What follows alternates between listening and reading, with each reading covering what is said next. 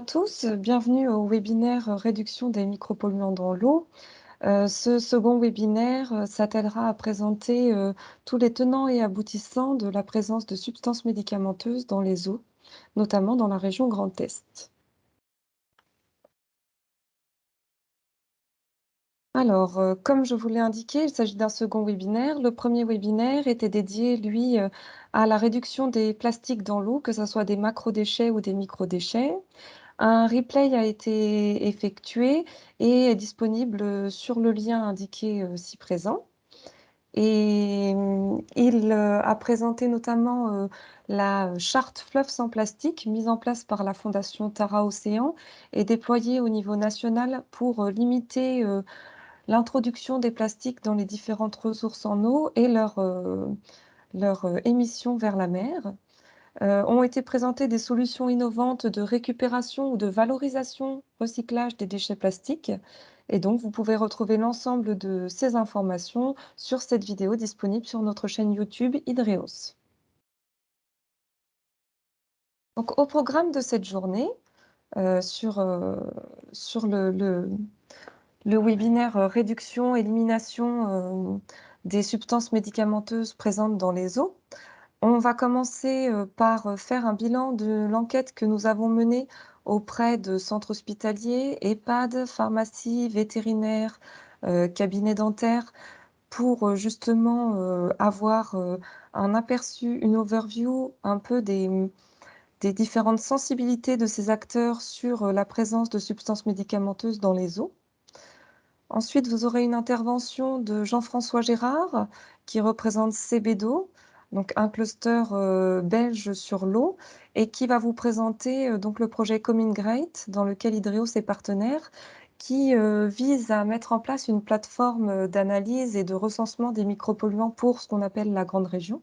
Donc il vous présentera, l'ensemble de ce projet avec, des premiers résultats. Enfin, nous aurons un volet présentation de solutions innovantes pour lutter contre la pollution par les substances médicamenteuses dans les eaux. Donc ici, 2 solutions, 2 innovations seront mises en avant, pardon. La première, via, un processus, qui couple les ultraviolets à, de l'oxydation par, H2O2 et le second par, de la filtration membranaire. Enfin, le webinaire se terminera par, un aperçu, de la gestion de l'eau et des effluents dans le secteur de la santé par Olivier Thomas de Primum Non Nocere. Pour commencer ce webinaire, on posera des questions à la fin de chaque présentation. Vous pourrez lever la main et je vous donnerai la parole ou vous pourrez aussi poser vos questions via l'onglet conversation de la fenêtre. Voilà, donc pour commencer ce webinaire, je vous présente le bilan de l'enquête menée auprès d'établissements de santé en Grand Est. Donc, Hydreos a mené, un sondage auprès de 155, établissements hospitaliers et EHPAD et notre questionnaire a aussi été relayé par différents conseils de l'ordre, à savoir, des conseils de l'ordre au niveau, régional, des pharmaciens, d'odontologie pour, les cabinets dentaires et des, cabinets vétérinaires. Donc vous avez ici sur le graphe de gauche, la représentation en fait, des répondants, des établissements de santé dans le Grand Est. Donc majoritairement, les 2 tiers des répondants étaient situés en Lorraine et le reste était situé pour 15 en Alsace et pour 23 en Champagne-Ardenne. Donc sur, la diffusion du questionnaire, on a recueilli 40 réponses d'établissements de santé. Donc les établissements de santé répondants présentaient une nature variée, donc à savoir 18 pour des établissements, hospitaliers, 13 pour des établissements hospitaliers avec, une adjonction d'établissements, d'hébergement pour, les personnes âgées dépendantes, 5 d'établissements hospitaliers, régionaux, universitaires, 29 d'EHPAD, 11 de pharmacie et 24 de cabinets vétérinaires. Donc tous ces acteurs du monde de la santé utilisent au quotidien des médicaments, soit sous forme solide, soit sous forme liquide, qu'ils administrent à leurs patients ou qu'ils distribuent aux patients et donc ils sont, en amont de la chaîne, de libération des éventuelles substances médicamenteuses dans les eaux. Donc on leur a posé la question de savoir s'ils étaient familiers avec la problématique, de pollution des ressources en eau par, les substances médicamenteuses. Donc un très faible pourcentage, 8 d'entre eux, sont parfaitement au courant des enjeux liés à l'émission au rejet de résidus médicamenteux dans l'environnement, et vous voyez que majoritairement 92 d'entre eux sont partiellement, voire pas du tout, familiers avec, ces problématiques. Donc ici, ça représentait la majorité, donc l'intégralité, pardon, des répondants, les 40 répondants, donc les 40 établissements de santé. Et maintenant, si l'on fait le découpage en fonction de la nature des établissements de santé répondants, à savoir les pharmacies, les vétérinaires, les EHPAD, les centres hospitaliers avec adjonction d'EHPAD et les centres hospitaliers régionaux universitaires, vous voyez qu'il y a une grande disparité par rapport à la sensibilité de ces acteurs sur, l'enjeu de libération de substances médicamenteuses dans les ressources en eau. Donc, il n'est pas étonnant de voir que les centres hospitaliers régionaux universitaires sont ceux qui ont présenté, une plus grande sensibilité, une plus grande familiarité par rapport, à cette problématique de pollution éventuelle des masses d'eau par, des substances médicamenteuses. Sont moins sensibilisés, moins familiers, certains centres hospitaliers, certains EHPAD, certains cabinets vétérinaires et certaines pharmacies du Grand Est. Néanmoins, ils ont participé à l'enquête et ont donné des retours positifs pour être accompagnés, à déployer, des solutions, des actions pour justement limiter ces pollutions. Donc, on leur a posé la question de savoir si, selon eux, les médicaments qu'ils administraient aux patients se retrouvaient dans le milieu naturel aquatique. Donc, un peu moins de la moitié d'entre eux, ont répondu un oui franc. L'autre moitié a répondu, partiellement, et enfin un faible pourcentage non et un faible pourcentage qui ne se prononçait pas.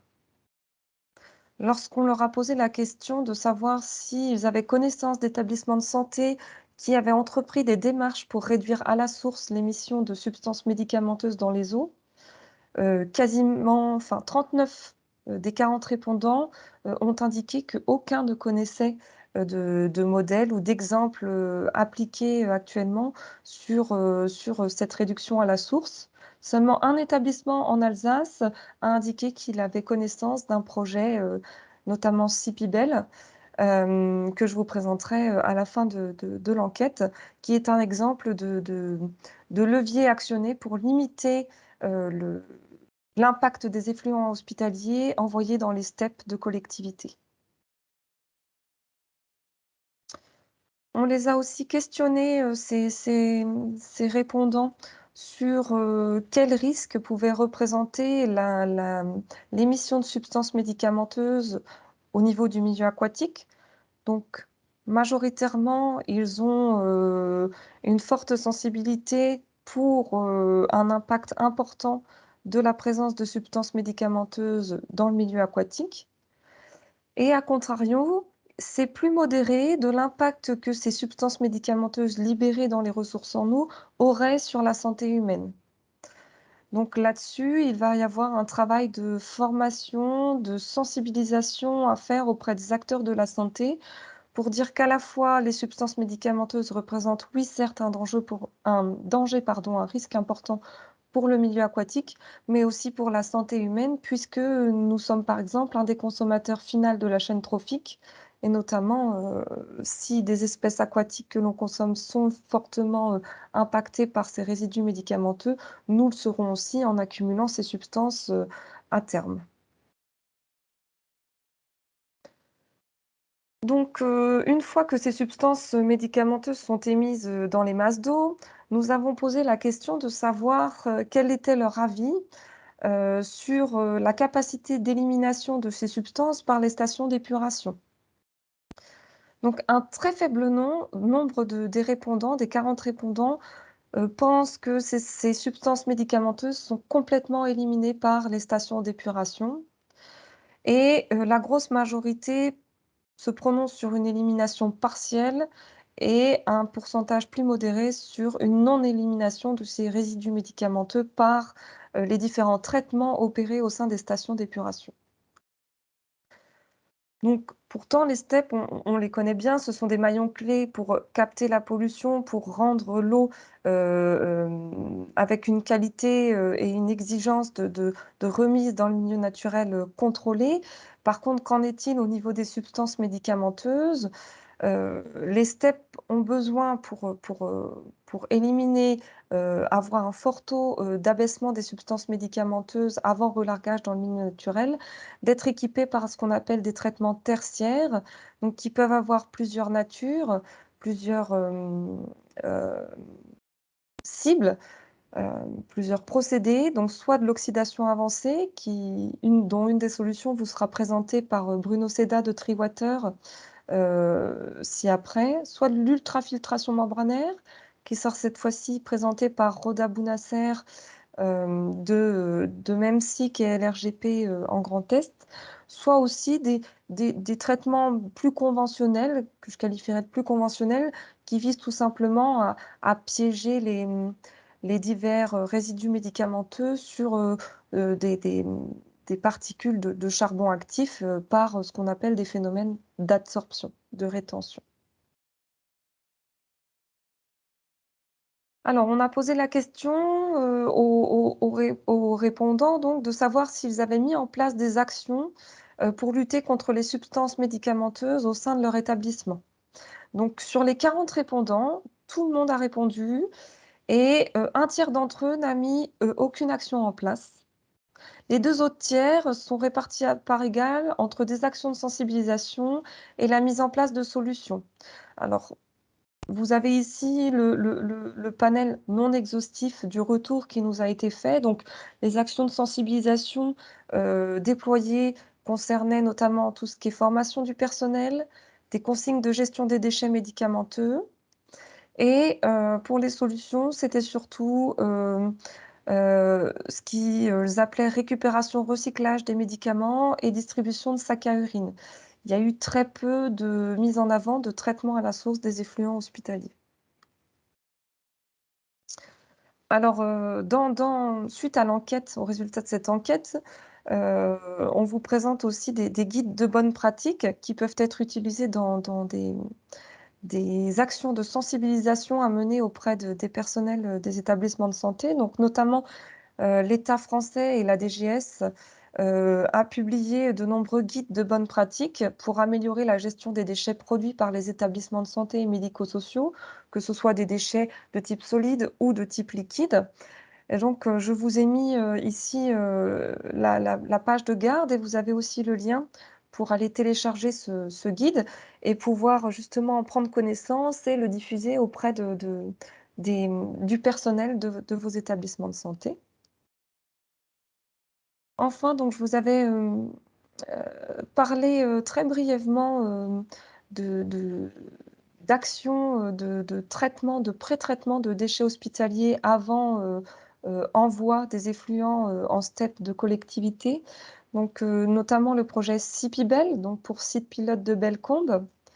Donc c'est un projet qui a démarré, dans les années 2010 et qui, sur le territoire du département de la Haute-Savoie, donc pour le centre hospitalier, du lac Léman, visait à étudier les différentes, possibilités d'action à déployer pour limiter justement, les, problématiques liées à l'émission d'effluents hospitaliers dans les steppes de collectivité. Donc, des pré-traitements ont été mis en place, à la source, sur les effluents hospitaliers avant émission, pardon, rejet dans les steppes de collectivité. Donc les 2 grands résultats, sortis étaient, un abaissement des possibilités de développement d'antibiorésistance, suite à l'émission massive d'effluents hospitaliers dans les steppes de collectivité et aussi un fort abaissement, à une forte diminution de la charge qui permettait une meilleure gestion de la collectivité et une meilleure qualité des effluents, traités, remis, dans le milieu naturel qui était ici le cours d'eau de l'Arve. Voilà, je vous remercie pour, votre attention suite à la présentation du retour de cette enquête menée auprès d'établissements de santé et je suis à vous pour, vos questions, soit sur, l'onglet conversation, soit si vous levez la main, je vous donne la parole. Merci.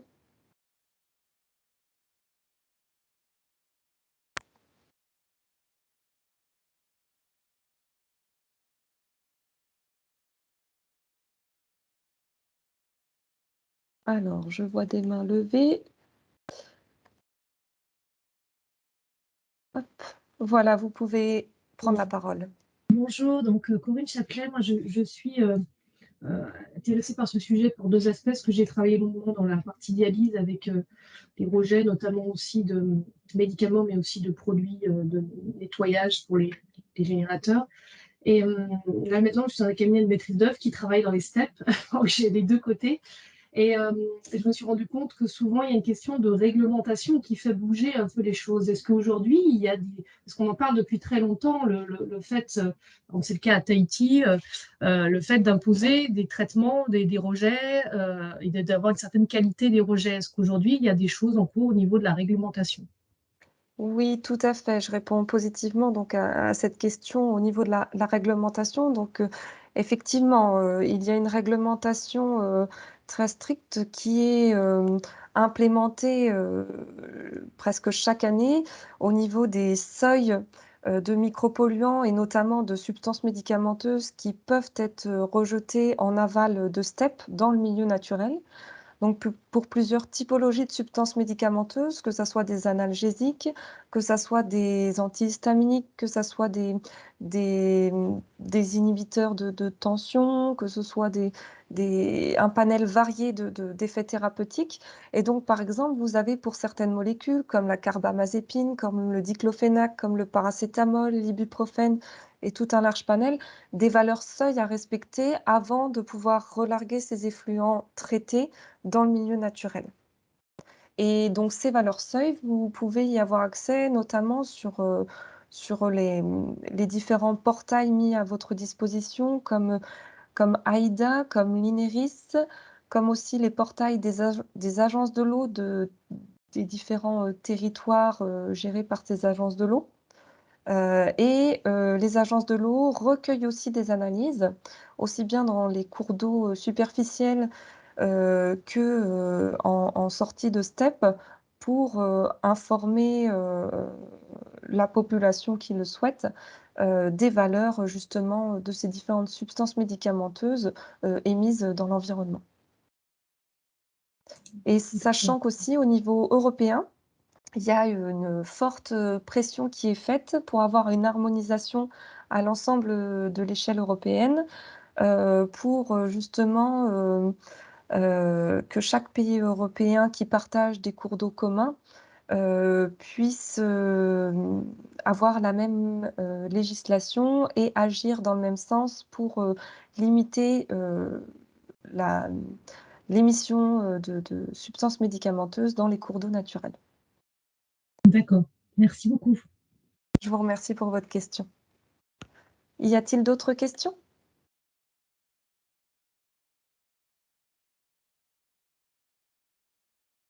Alors, je vais juste voir dans les conversations, il y en a peut-être. Alors oui, donc Bénédicte Bauer, une question concernant les pré-traitements entre les hôpitaux et les steppes. Y a-t-il recours au filtrage des eaux par les plantes? Et si oui, quelles plantes peuvent être utilisées pour les substances en question? Très bien, je vous remercie pour votre question. Donc, oui, il y a eu des plantes qui ont été utilisées pour filtrer des eaux, d'effluents hospitaliers.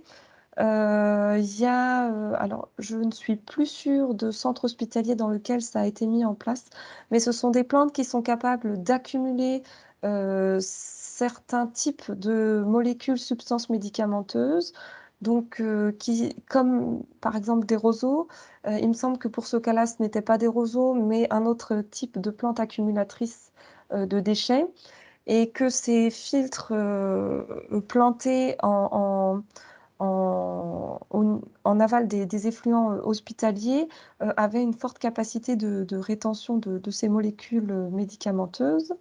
Et pour aller plus loin dans votre question, vous allez avoir juste après mon enquête, la présentation de Jean-François Gérard, qui va vous présenter un peu les différentes possibilités et les différentes capacités et efficacités de ces mode de phytoremédiation par rapport à, la remédiation plus conventionnelle, chimique, des substances médicamenteuses. Voilà, donc vous aurez plus de détails juste dans la présentation suivante. Merci. S'il n'y a pas d'autres questions, du coup, je vais passer la parole à Jean-François Gérard pour la suite. Donc Jean-François, peux-tu allumer ta caméra et ton micro, s'il te plaît? Voilà, c'est fait. Très bien. Je te remercie et je te laisse, du coup, dérouler la présentation. À tout à l'heure. Très bien.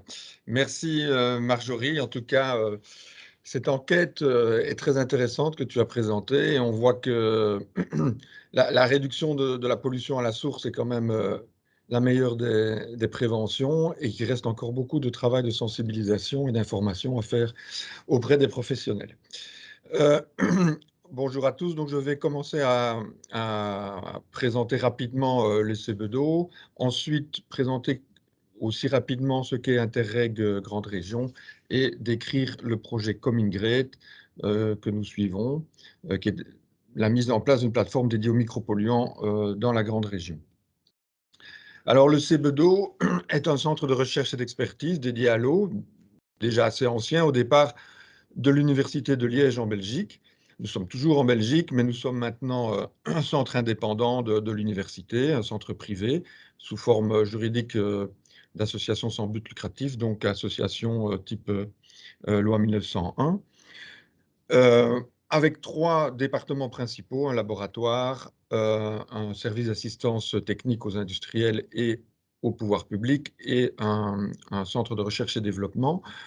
Et pour rester dans le thème du webinaire, sachez que nous avons mis au point un procédé de traitement des effluents à la sortie des hôpitaux, appelé MEDIX. C'est une solution qui a été développée avec la société John Cockerill, et donc qui est vraiment pour traiter les effluents à la sortie des hôpitaux et dédié aux résidus médicamenteux. Voici pour le CBDO. La grande région, qu'est-ce que ça couvre, hein? Donc Interreg, ce sont des programmes interrégionaux, interfrontaliers. Ici, la grande région couvre le Grand-Duché de Luxembourg, l'Est de la Belgique, les Länder allemands de la Sarre et de la Rhénanie-Palatinat, et la Lorraine en France. Ce sont des régions qui ont des similitudes dans leur habitat climatique également, et fatalement aussi dans la configuration de leur assainissement des eaux, ce qui justifie une réflexion commune et un partage d'expériences sur cette région-là. Alors, les partenaires du projet Coming Great sont les suivants. Donc, le leader, c'est EVS. EVS est un syndicat de communes du Land de Sarre. Donc, c'est un exploitant de réseaux de collecte et de stations d'épuration en Allemagne. L'Université de Luxembourg fait partie du projet, ainsi que l'Université de Kaiserslautern. En France, c'est le consortium Université de Lorraine, CNRS, dans l'Est, Hydreos également, qui est partenaire du projet, et nous-mêmes pour la Belgique. Alors, bon, ça c'est l'objectif du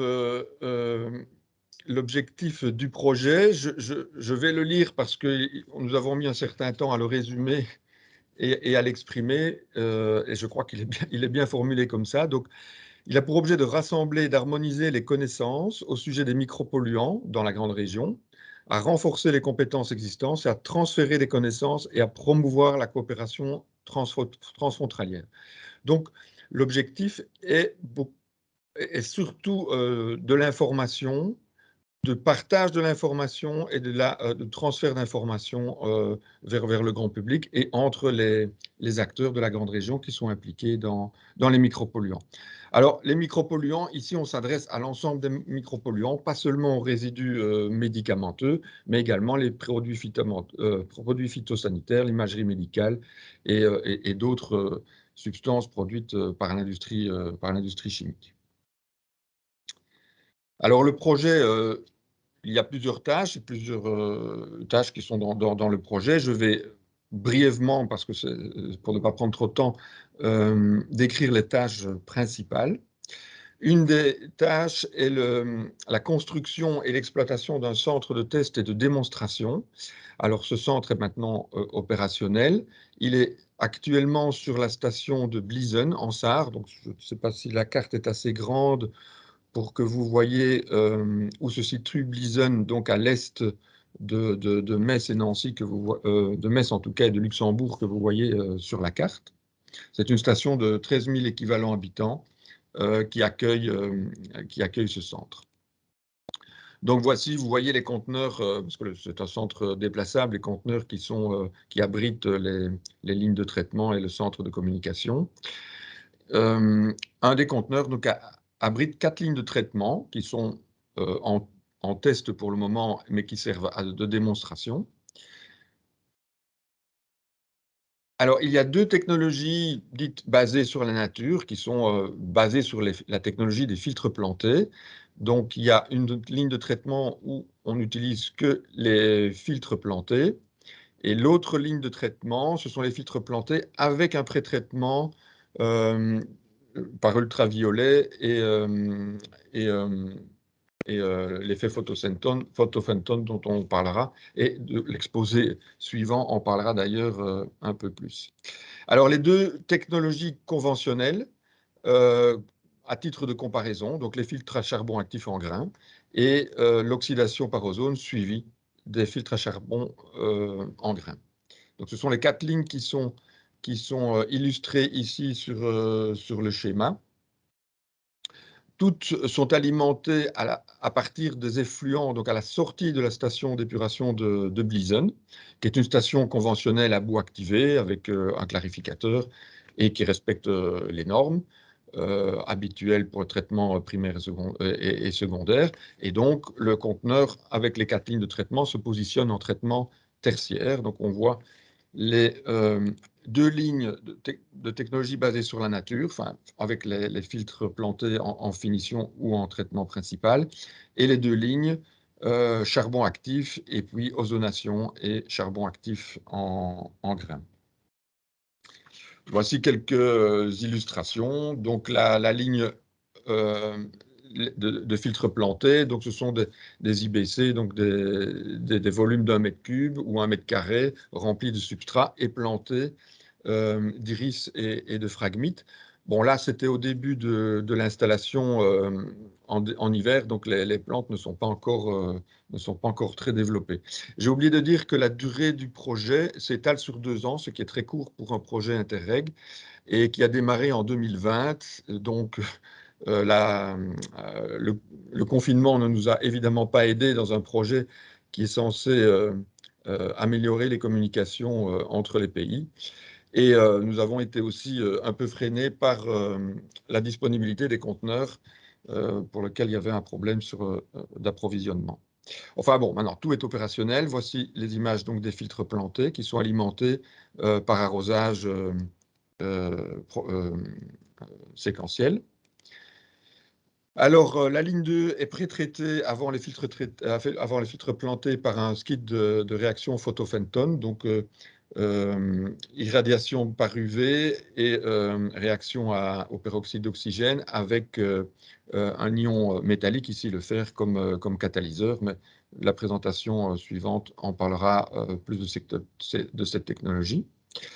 Les lignes 3 et 4, ce sont technologies conventionnelles, hein, vous voyez les charbons actifs, ici 3 colonnes qui peuvent être disposées en parallèle ou en série de charbon actif, et la ligne 4 qui est cette même série de 3 colonnes, mais qui est précédée d'une colonne d'ozonation dans laquelle l'ozone réagit avec les eaux usées. Alors, les premiers résultats, alors j'insiste, ce sont sûrement pas des conclusions, ce sont des résultats préliminaires basés sur une seule campagne qui a été faite il y a quelques mois. Ici, c'est un schéma donc sur les 2 premières lignes où on a mis le pourcentage de réduction des micropolluants, mais l'ensemble des micropolluants. Donc, il y en a 26 qui sont analysés, un ensemble médicamenteux, phytosanitaire et autres. On voit que le filtre planté, hein, c'est Constructed Wetland, donc CW pour filtre planté, a une efficacité un peu moins de 90%. Les différentes étapes du pré-traitement ont des efficacités moindres, mais on voit que les filtres plantés, je vais peut-être utiliser le pointeur, ce sera peut-être plus facile. Le pointeur, on voit que les filtres plantés précédés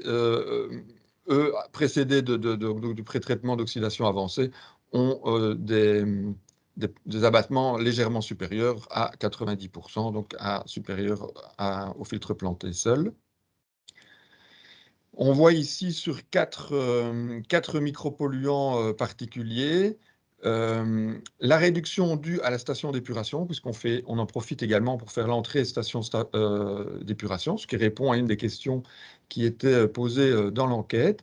On voit que pour certains, les stations d'épuration sont plus efficaces que pour d'autres, et les filtres plantés ou le traitement tertiaire fait la finition, donc la ligne 1 dans le schéma de gauche, et on voit dans la ligne 2, dans la photo à droite, la ligne 2, donc là, toujours la même performance de la station d'épuration, la performance du pré-traitement en bleu, et puis la performance du pré-traitement par les filtres plantés en vert, pour obtenir quand même des performances globales au-dessus de 90%.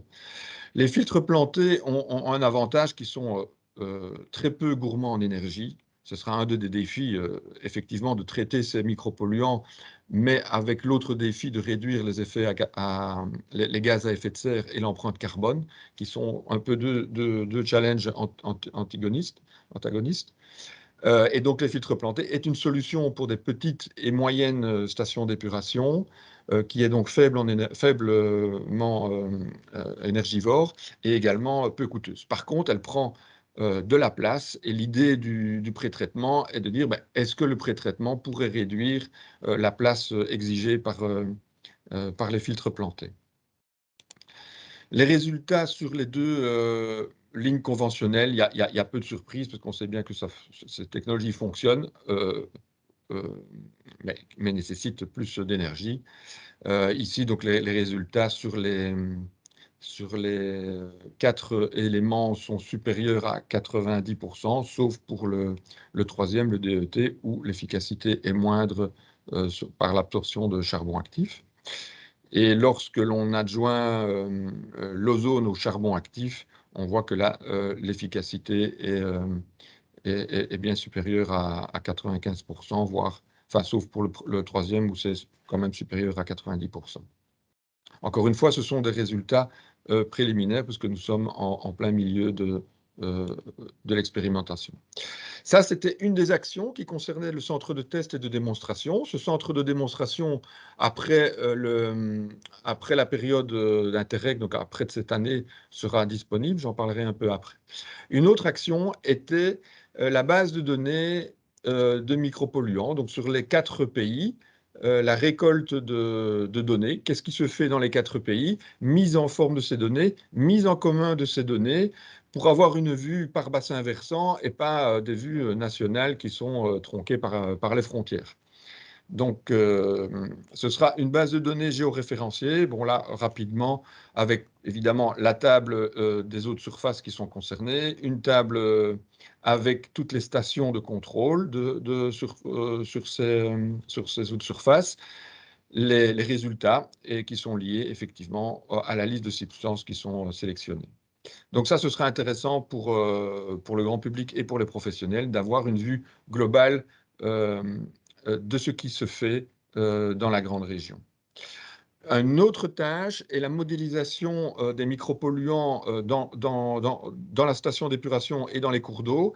D'ailleurs, la modélisation dans la station d'épuration est faite par l'université de Lorraine par le professeur Potier. Mais ici, je présente un peu les graphes de la modélisation du devenir dans les cours d'eau. Donc, c'est fait suite à un autre programme Interreg qui avait mesuré les concentrations dans le cours d'eau. Ici, c'est l'évolution dans le temps en un seul point.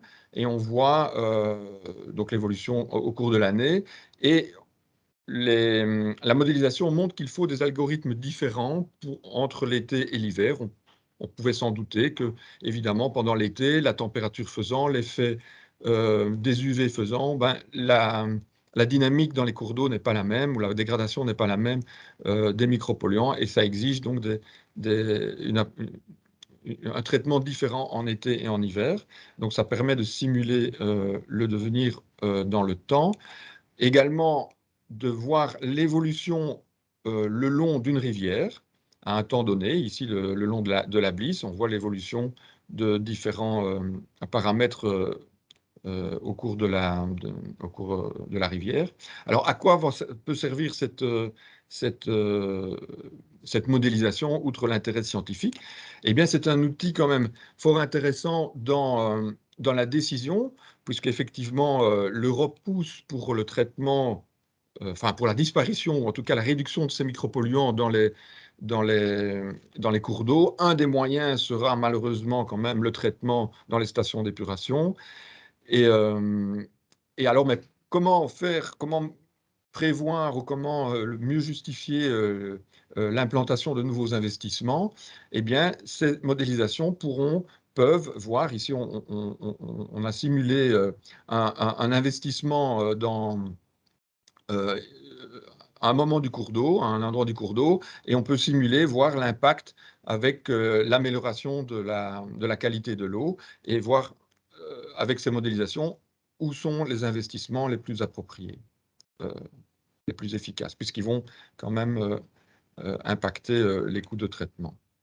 Alors, quels sont finalement les délivrables de Coming Grade? Qu'est-ce qui va rester après la fin du projet qui est fin de cette année?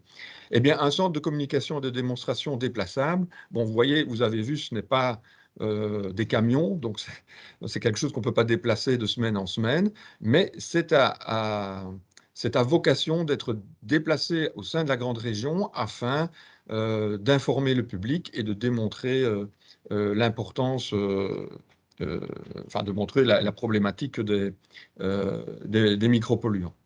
Alors, ce centre de communication contiendra toute une série de documentations bilingues, allemand et française, et de sensibilisation aux micropolluants, que ce soit au public adulte, au public enfant, et un site web qui accompagnera cette communication.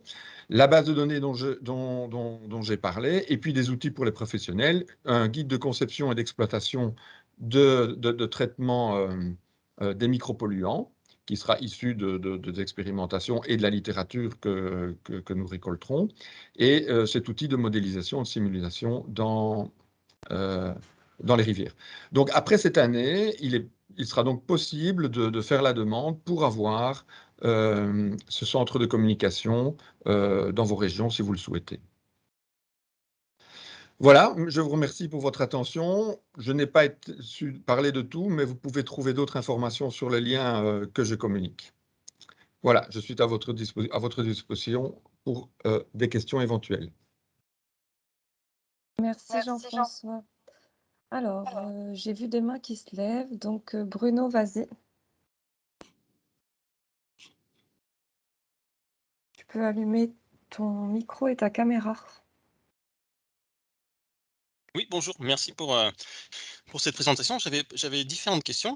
Je m'interrogeais sur la pertinence en fait du lit planté de roseaux en traitement final, parce que alors je ne sais pas quelle est la station initiale, c'est du biologique classique, la station de 13 000 équivalents habitants, Oui, oui, c'est une boue activée classique, tout à fait oui, activité classique. classique, avec traitement du phosphore également par injection de chloroférique.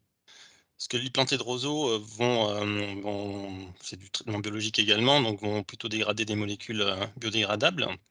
Est-ce que ce serait pas plus intéressant de mieux paramétrer la station biologique initiale et puis ajouter votre traitement d'affinage par oxydation avancée ou charbon actif en aval. Oui, enfin, je ne connais pas les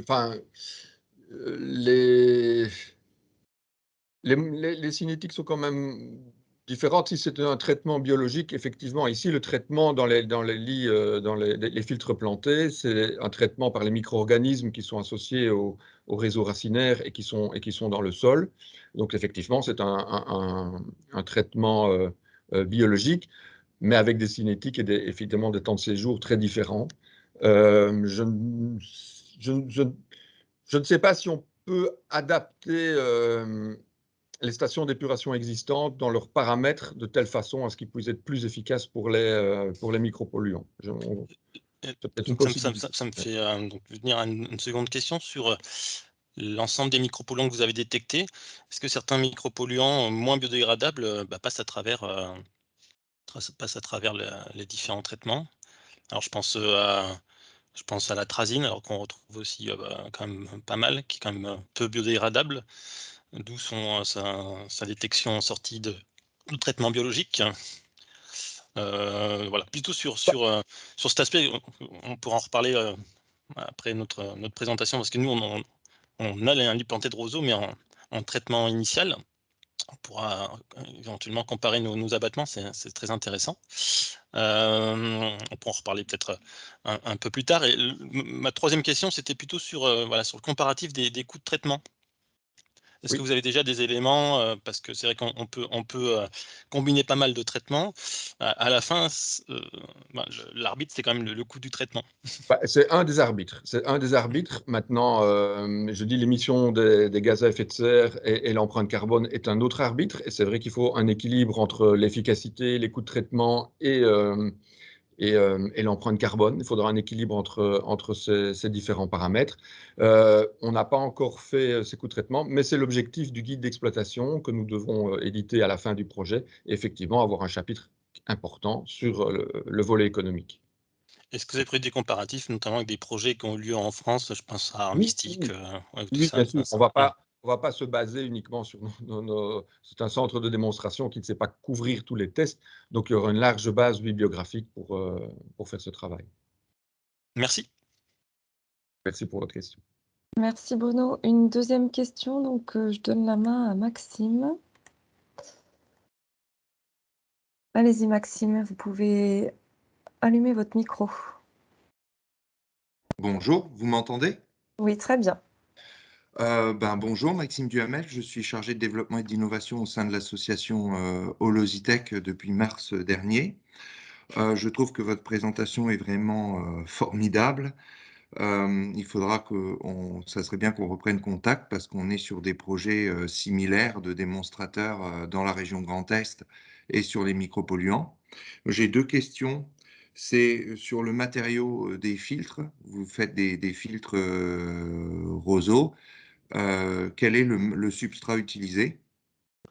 Alors, effectivement, il y a plusieurs. Enfin, je ne connais pas le détail des substrats, mais il y a D'accord? plusieurs. Vous avez vu qu'il y avait il y a plusieurs filtres avec des substrats différents. Ouais, j'ai vu. Je ne connais pas le détail. Vous pourrez vous répondre Oui, en faisant dans la documentation. Mais un des substrats est en fait un résidu de bout de station d'épuration retraité. Donc ça, ça, c'est c'est aussi intéressant. intéressant que c'est en test, hein, c'est de dire que finalement la station d'épuration pourrait générer le substrat euh, pour, euh, pour les filtres plantés. Enfin, un des substrats, hein, puisque c'est plusieurs couches, J'ai vu, j'ai vu. euh, mais Euh, Moi, voilà. bon, il faut vraiment que vous reteniez cette donnée entrante, c'est que nous, on travaille sur la même chose que vous, mais sur une dérivée, et à un moment donné, il faudrait, je pense, réfléchir à peut-être travailler en synergie parce qu'on va mener des dépenses similaires, on a les mêmes partenaires. Au niveau du plan de financement, vous êtes sur un budget à combien pour mener un démonstrateur de cette taille? Et comment est monté votre plan de financement? Voilà. Et ici, c'est un projet Interreg, donc c'est un appel à projet auquel nous avons répondu et qui a été retenu. Donc, bon, les financements enfin, je ne vais pas rentrer dans le détail des financements qui sont différents. Il y a une base qui est donnée, enfin, une base qui est attribuée par l'Europe. Et puis, éventuellement, dans chaque pays ou dans chaque région, il y a un complément. Pour certains, c'est un financement à 100%, pour d'autres, c'est à 75%. Enfin, ça dépend des régions. Mais enfin, grosso modo, une grosse part provient de l'Europe. Et le projet au global, mais vous le trouverez dans la fiche projet, dans le lien que j'ai appliqué. Mais de mémoire, c'est de l'ordre de 2 millions, 2 millions et demi, 3 millions. 3 millions d'euros. Mais pour l'ensemble, hein, la modélisation. Et là, je n'ai pas montré toutes les actions. Il y a un grand budget qui est consacré à la communication que je n'ai pas, enfin, j'ai juste évoqué, mais je n'ai pas détaillé également. D'accord. Et donc, la région Grand Est, elle participe aussi alors? Oui. Je Oui. connais moins du côté français, mais sans doute que la région a rajouté une partie au-dessus de la dotation européenne. Très bien. Eh bien, merci. Je vous remercie. Oui. Merci beaucoup pour, les questions. Je balaye rapidement la conversation et je ne vois pas d'autres questions.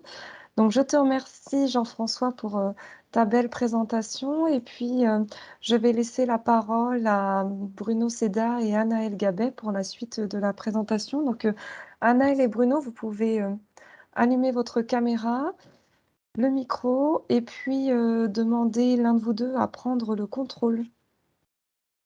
Je vais prendre le contrôle, comme ça je m'occuperai des slides. Hop.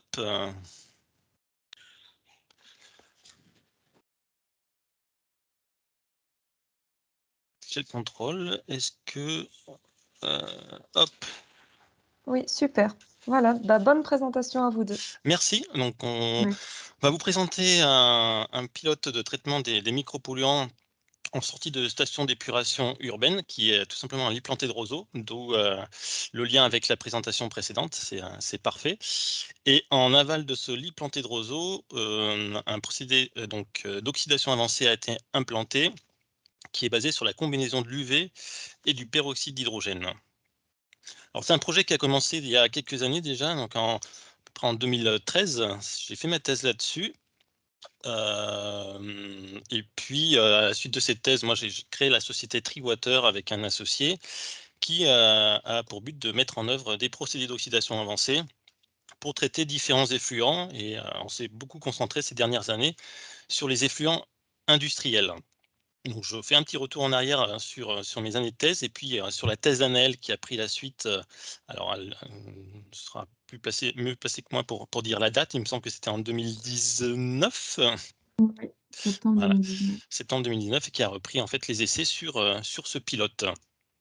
Donc Triwater en quelques mots, on est expert en oxydation avancée, on est une start-up, une spin-off issue du laboratoire de DIP à l'INSA de Lyon, auquel appartient également Anaël, société qui a été créée en 2017, avec pour objectif de paramétrer ces traitements et d'améliorer les systèmes d'oxydation avancée pour différentes applications. On fonctionne de façon très simple, hein. On a une démarche très académique avec une phase d'étude de dimensionnement, une phase pilote et une phase d'implantation, ce qui nous permet d'avoir plutôt de bons résultats et de savoir que si notre technologie est adaptée à tel ou tel usage. Dans notre ADN, c'est vraiment la recherche et le développement. On a beaucoup de projets actuels, donc la thèse d'Anaël en fait partie. On travaille aussi sur de nouveaux procédés d'oxydation électrochimique notamment, électrocoagulation, électrooxydation, mais aussi des associations de catalyseurs avec l'oxydation avancée pour toujours réduire en fait les consommables utilisés et les coûts énergétiques. Donc l'INSA de Lyon est le partenaire historique, mais on a beaucoup de relations avec les écoles de chimie de Rennes et le CNRS de Nancy, avec qui on développe ces nouveaux procédés. Ces dernières années, on a implanté nos premiers systèmes de traitement.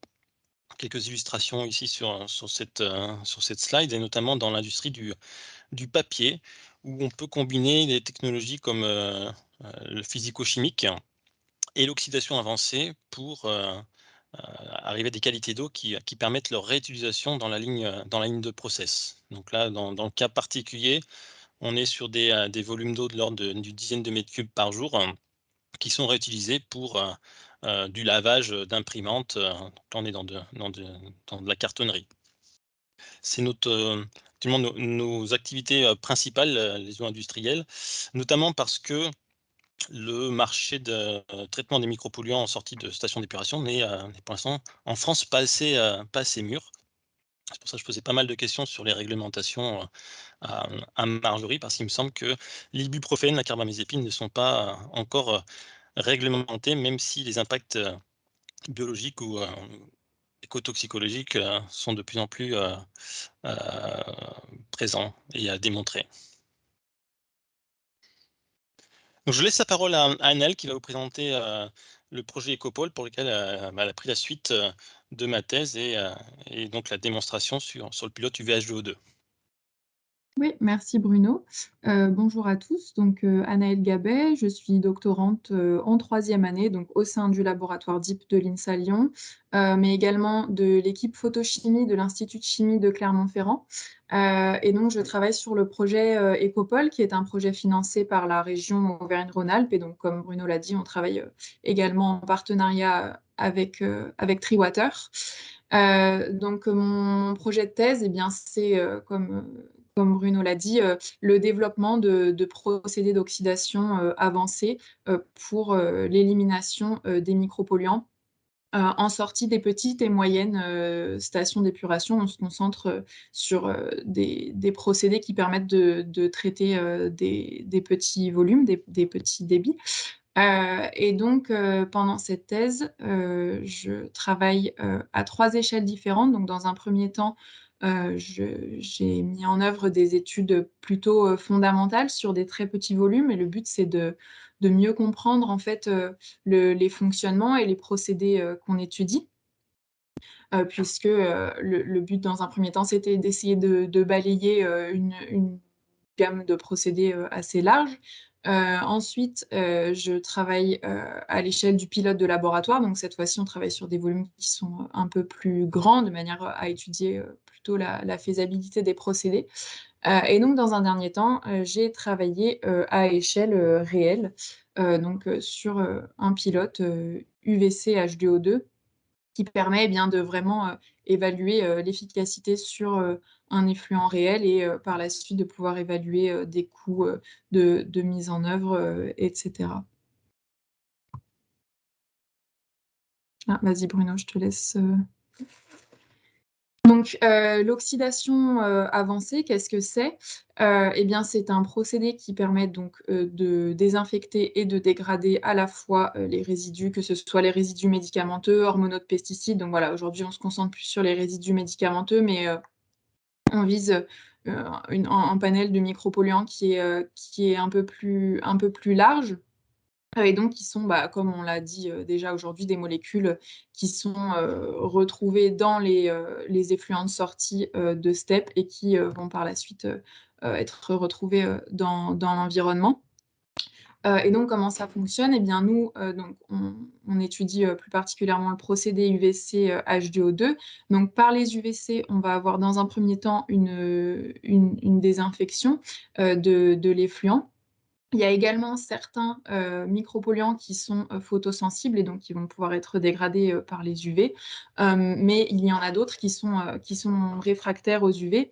Et donc à ce moment-là, on va utiliser le peroxyde d'hydrogène, donc l'eau oxygénée, qui va, sous l'action des UV, générer eh bien, des radicaux hydroxyles qui sont des espèces très oxydantes, très réactives et qui vont pouvoir dégrader, en fait, dégrader les micropolluants. Et donc, l'avantage de ces procédés d'oxydation avancée, et notamment du procédé UVC H2O2, c'est que c'est un procédé qui est robuste et relativement autonome. Et par rapport à l'ozonation, par exemple, on n'a pas de formation de sous-produits tels que les bromates qui peuvent être des sous-produits toxiques. Voilà, je vais vous présenter désormais le site pilote. Donc c'est vrai que l'oxydation avancée permet de fragmenter ces pesticides. On peut aller jusqu'à ces pesticides ou ces substances médicamenteuses, tout ce qui est organique, et on peut aller jusqu'à la minéralisation. Donc tout l'intérêt de bien paramétrer le traitement pour eh bien, éliminer l'activité biologique néfaste de ces molécules. Donc le site d'étude se trouve dans le Jura. C'est un traitement par lit planté de roseaux qui a une taille autour de 500 équivalents habitants, qui va traiter l'eau du petit village de Versia. Dans certaines périodes de l'année, il y a également un déversement d'effluents viticoles qui sont pris en charge par la station d'épuration. Le pilote a été mis en place en 2015, donc à peu près à la fin de ma thèse, où on avait pu déjà faire quelques essais et notamment de suivre des abattements de micropolluants qu'on a pu analyser de façon ponctuelle. Mais vous verrez que Canel est allé beaucoup plus loin. Donc c'est à peu près 10 mètres cubes par heure en pic et à une moyenne de 6 mètres cubes hein, sur cette station d'épuration. Donc là, on voit où est installé le pilote UVHO2. Donc on est en gravitaire, en sortie de traitement le filtre par l'implanté de roseau. Le réacteur UV à échelle réelle, donc à 14 lampes. Donc 14 lampes de 325 watts, ce qui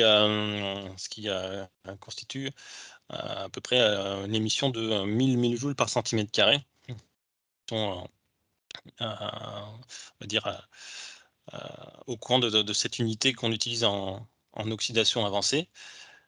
Le peroxyde d'hydrogène, lui, est injecté à hauteur de 12 mg par litre. Donc on est à un peu moins que ce qu'on a pu voir dans la présentation précédente, mais des essais complémentaires sont actuellement effectués pour vérifier l'impact de cette concentration en oxydation en peroxyde d'hydrogène. Le système peut fonctionner en autonomie à peu près 46 jours, donc à partir de bidons de peroxyde d'hydrogène qui sont donc à changer. À partir de ça, eh bien, il y a eu un suivi saisonnier de l'abattement des micropolluants en sortie de cette station d'épuration qui va vous être présenté par Anaëlle. Ouais, donc merci Bruno. Donc on a mené des essais qu'on vient tout juste de finir pour eh bien, évaluer l'efficacité du pilote. Donc pour ça, en fait, on a mis en place un échantillonnage passif, pardon, grâce à des POCIS, qui sont un dispositif dédié à l'échantillonnage des micropolluants et notamment des médicaments. Donc en fait, c'est un dispositif assez relativement simple. Donc on a en fait juste une phase adsorbante qui est maintenue par des membranes en PES et des anneaux en inox.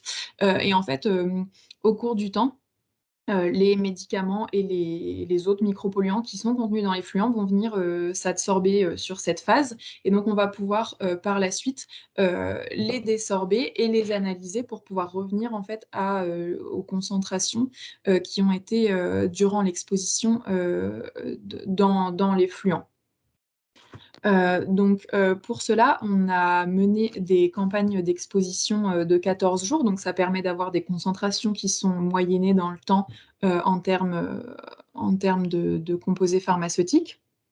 Et donc, on a cherché à évaluer la saisonnalité à la fois des médicaments qui sont présents en amont du pilote et qui normalement sont rejetés dans la nature, dans les eaux de surface. Donc, voir s'il y avait une saisonnalité au niveau de ces médicaments, au niveau de la nature et de leur concentration, et également évaluer la saisonnalité de l'efficacité du pilote.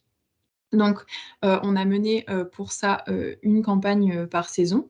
Donc au total, on a recherché, 77 molécules et dont, 43 pharmaceutiques parmi ces 77 molécules.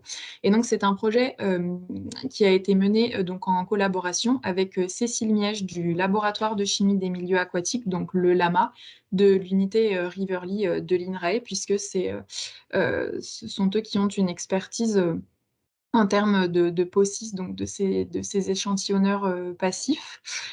Et donc, nous avons simplement des résultats préliminaires pour l'instant pour cette étude, puisque c'est une étude qui vient tout juste, ce sont les manips viennent tout juste d'être menées.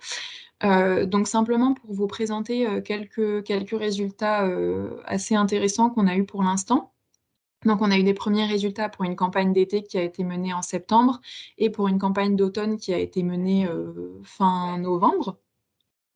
Donc on voit dans un premier temps qu'on a pu détecter en amont du pilote environ 3/4 des pharmaceutiques qui ont été recherchés, donc que ce soit en été ou en automne. Et on voit qu'on a à peu près le même nombre de molécules qui ont été détectées en aval du pilote, mais on a pu voir que la concentration de ces molécules a été fortement réduite, puisque pour la campagne d'été, on a quasiment toutes les molécules qui ont été abattues à plus de 50% et 2/3 des molécules qui ont été abattues à plus de 80%. Pour la campagne d'automne, on a des résultats qui sont un peu plus mitigés. On a un abattement à plus de 80% simplement pour 5 des 28 molécules. Mais ça, en fait, on l'explique et du coup, on va pouvoir ajuster les doses UV, le peroxyde, etc. Et ça, ce sont des expérimentations qu'on est en train de mener en ce moment.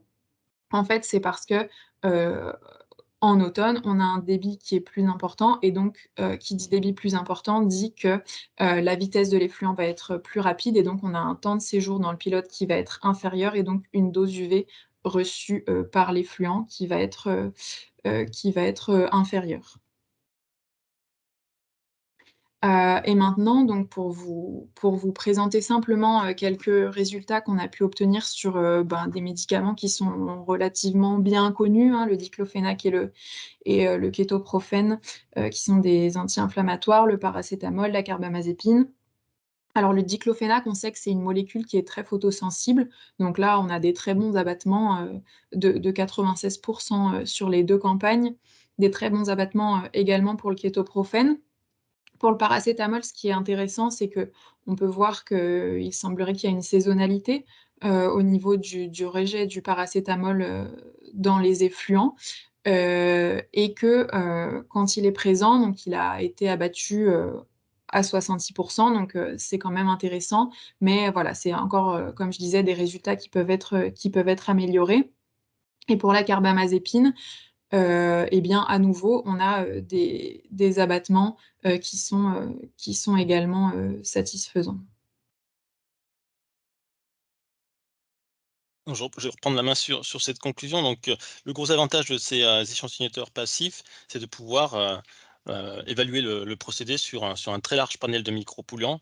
Parce qu'à l'époque de ma thèse, on était sur de l'échantillon 24 heures et donc sur de la présence de micropolluants plus sur du ponctuel. Donc 5 à 6 molécules détectées. Et l'avantage également est d'aller au-delà des limites de quantification de certains polluants, parce que pour calculer des abattements, il faut pouvoir mesurer des concentrations finales. Et l'avantage de la collaboration avec l'INRAE, c'est de pouvoir aller vraiment très bas dans l'analyse de ces micropolluants. Donc, sur les principales conclusions, on savait déjà que l'UV HGO2 permet d'abattre un large panel de micropolluants, donc au niveau du laboratoire. Après, en conditions réelles, c'est toujours plus compliqué. Effectivement, il y a des paramétrages à réaliser en termes de concentration de peroxyde, mais on peut facilement atteindre des abattements de l'ordre de 90% sur la plupart des molécules organiques qui ont été mesurées. Le procédé, donc, est en place depuis 5 ans. On connaît le climat du Jura, donc, c'est un système qui est assez robuste. L'autonomie va dépendre, effectivement de, la consommation en peroxyde d'hydrogène, ce qui est ajusté dans le cadre de cette étude. Mais le peroxyde d'hydrogène, est livré sous forme d'IBC qui peut être facilement aussi, remplacé, après consommation. Donc on va dire la conclusion générale de cette étude, c'est que ça reste un procédé, intéressant pour, traiter les micropolluants et pour, désinfecter également. On en parle peu ici, mais on abat jusqu'à 5 à 6 logs de bactéries, ce qui permettrait derrière donc, d'envisager du recyclage pour de l'irrigation ou d'autres usages. L'arrêté a évolué ces derniers mois, donc c'est des choses qui pourront être, regardées aussi dans le futur. Voilà. Je vous remercie pour, votre attention et puis on va pouvoir répondre à vos questions avec Anaël et puis, Baptiste qui est aussi, un collaborateur qui a beaucoup travaillé sur ces procédés, qui peut également, intervenir s'il le souhaite. Merci. Merci, donc, Anaël et Bruno pour, la chouette présentation. Du coup, les questions sont ouvertes. N'hésitez pas à lever la main ou à les poser dans le chat.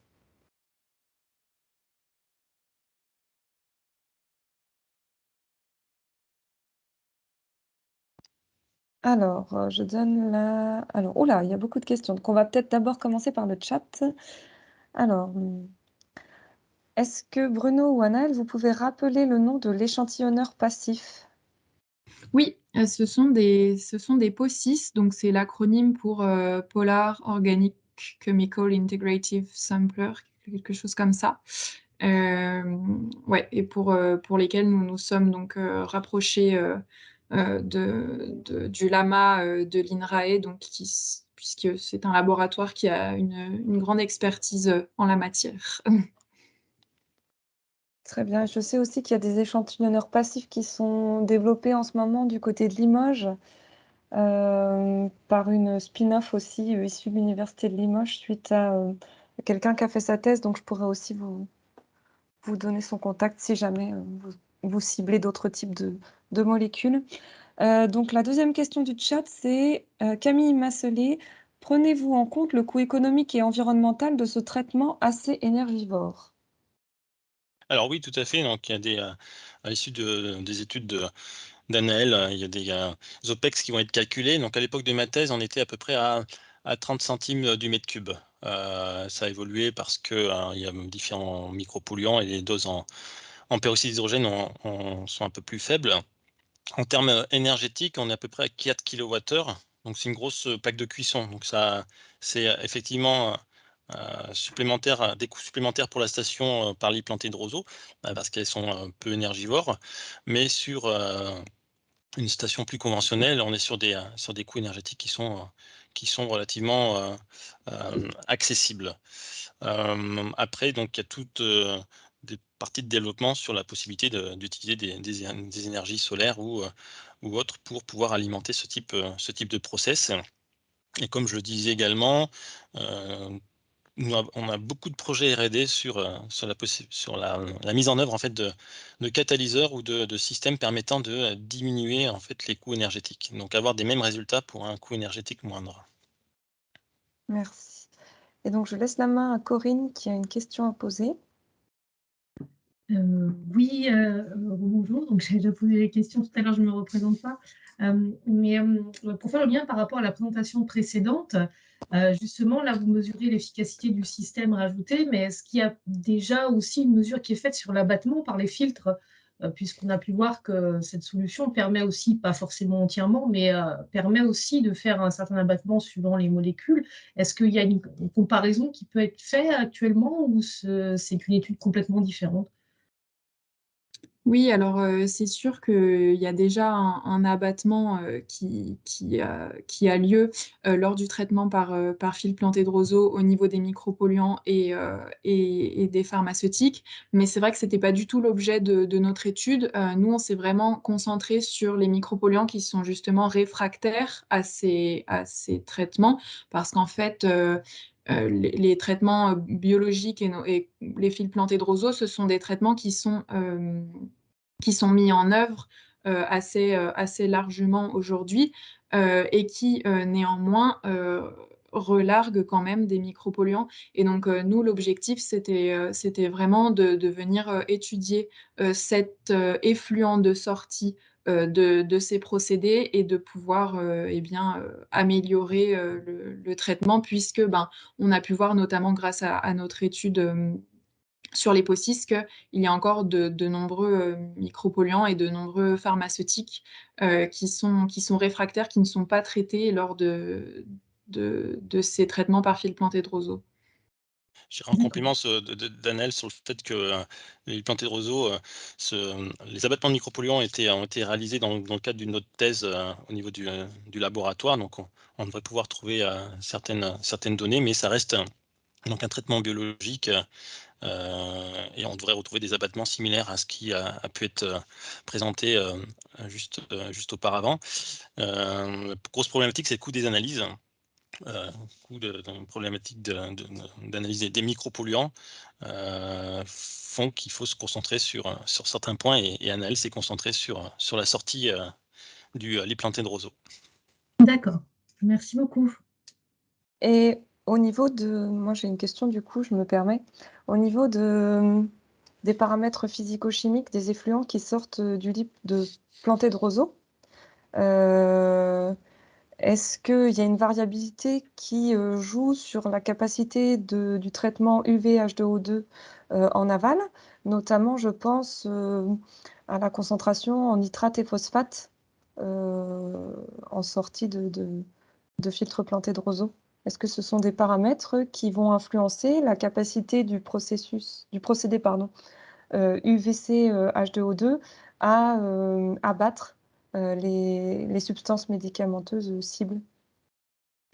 Oui, tout à fait, et je dirais même que c'est plutôt en fait la transmittance de l'effluent par rapport aux UV, et également la concentration en carbone organique. Organique. Puisque le carbone organique, en fait, va réagir également avec les radicaux hydroxyles qui sont créés, et donc va être en fait un piège à radicaux, et donc les radicaux qui sont piégés par le carbone organique ne pourront pas aller réagir avec les micropolluants. Et justement, c'est pour ça que durant notre étude, on a souhaité étudier l'efficacité du pilote tout au long de l'année, sur les 4 saisons, avec voilà, des effluents assez différents. Après, je pense pas que la variabilité soit voilà, importante au point que le procédé ne sera plus efficace, mais on a quand même une variabilité. D'accord. Le gros intérêt du lit planté de roseau, c'est bon, ça reste un filtre à Passif? sable géant Mmh. avec une clarification très importante de l'eau, et on a des transmittances très bonnes. Donc la transmittance, c'est la capacité de l'effluent à laisser passer le rayonnement UV pour pouvoir activer le peroxyde d'hydrogène notamment.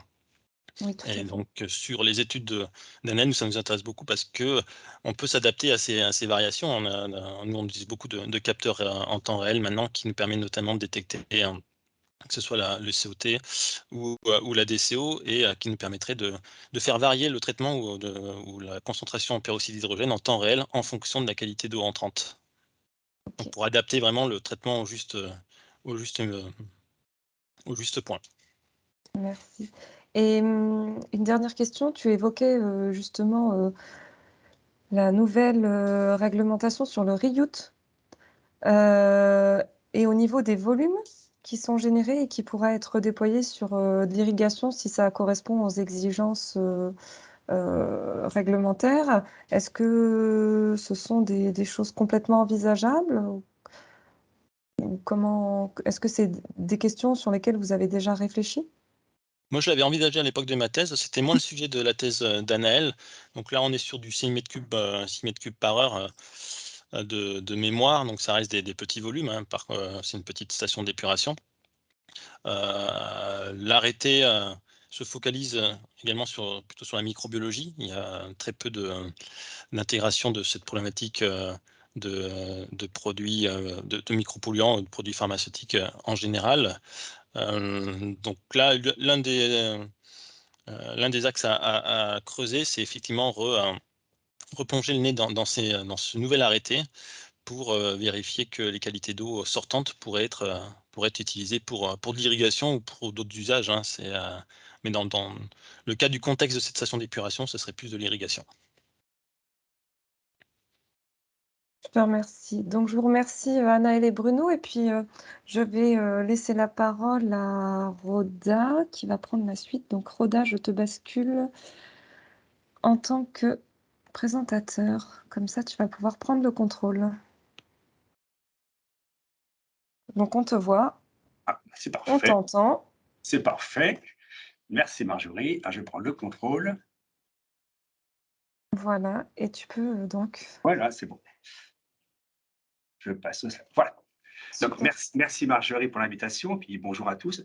Donc, je suis donc Rhoda Bonassian, donc président de la spin-off Memsic et je vais vous parler aujourd'hui d'une autre technique de traitement des eaux, polluées, basée essentiellement sur les systèmes membranaires. Alors, aujourd'hui, je ne vais pas vous présenter un cas d'étude, c'est plutôt une démarche méthodologique que je vais présenter. Alors, quelques mots sur Memsic. Alors, Memsic, donc, c'est une spin-off issue des travaux de recherche académique du LRGP. Le LRGP étant le laboratoire de réaction génie des procédés implanté sur Nancy. Et notre cœur de métier, notre expertise concerne donc les membranes, les techniques, la technique séparative à base de membranes qui permet de séparer à la fois des mélanges gaz-gaz, des mélanges gaz-liquide ou des mélanges liquide-liquide. Alors, les cofondateurs sont au nombre de 3, donc Éric Fabre, Christophe Cassel et moi-même. Éric Fabre et Christophe Cassel sont tous deux professeurs de l'Université de Lorraine et moi, issu du CNRS en tant qu'ingénieur de recherche, recherche de développement. Alors, ce qui se passe, c'est qu'avec ces 3 personnes, donc on couvre un large domaine d'expertise. On va une connaissance pure en théorie, avec essentiellement Éric Fabre, à une connaissance d'expertise axée fondamentalement sur la partie numérique, développement logiciel avec moi-même, et puis Christophe Cassel, qui est le chaînon manquant qui va à la fois de la théorie au développement logiciel, en passant notamment surtout sur la partie expérimentale. Alors, pour revenir au scope d'aujourd'hui, donc les éléments de contexte, le traitement d'eau et de polluants, ce qui se passe, c'est que les sources, le problème, les sources, elles sont diverses et variées. Pour traiter tout ce panel de micropolluants, la difficulté, justement, c'est d'identifier l'origine de ces polluants. Et d'un point de vue stratégie d'action, elles peuvent résider en trois zones, à la fois au niveau en amont, donc au niveau du site industriel, de façon à essayer de limiter ces rejets de polluants, ou au niveau des stations de traitement des rejets ou carrément en aval au niveau de points de consommation des eaux en ce qui concerne les points de production d'eau potable. Alors, bon, il y a une petite, je ne sais pas si vous voyez un petit peu. Donc, au niveau des techniques de traitement de ces eaux polluées, elles résident en 3 niveaux. Une première qui concerne des procédés destructifs, donc tout ce qui concerne l'ozone, la photocatalyse, l'électrochimie et les traitements biologiques, dont on a parlé très récemment. L'avantage, enfin, tout du moins l'inconvénient, je vais parler plutôt comme ça, l'inconvénient de ces méthodes, justement, elles sont destructives et donc l'élément polluant qui peut être une source de valorisation est complètement détruit. Donc on perd cette source de valorisation possible. Une autre technique possible, c'est donc sur le pendant, c'est toutes ces méthodes d'élimination donc non destructives, basées essentiellement sur des transferts physiques. Et une des techniques en phare, c'est la méthode d'absorption. Alors, ces méthodes sont très intéressantes dans le sens où on peut récupérer le polluant, qui peut être une source de valorisation. Simplement, les techniques de récupération sont plus ou moins compliquées. Et un autre problème de ces techniques, c'est justement la nécessité d'avoir un système de régénération de ce support lui fixe, notamment, entre autres, de tout ce qui est charbon actif.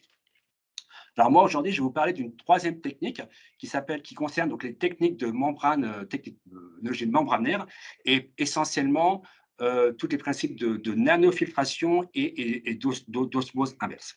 Alors, l'un des avantages de ces techniques, technologies membranaires, elle réside dans le sens qu'il n'y a pas de procédé de régénération. Donc, c'est un système qui peut fonctionner en continu sans aucun problème et qu'on peut récupérer, on peut récupérer le produit, le polluant au sens général, qui peut avoir un intérêt économique.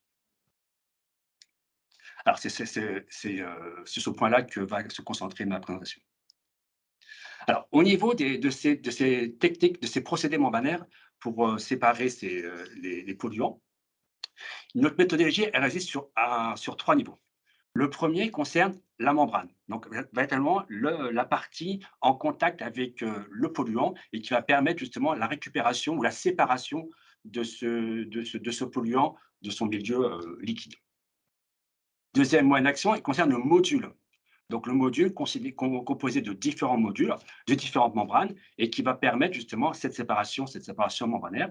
Et enfin, le troisième niveau concerne le procédé.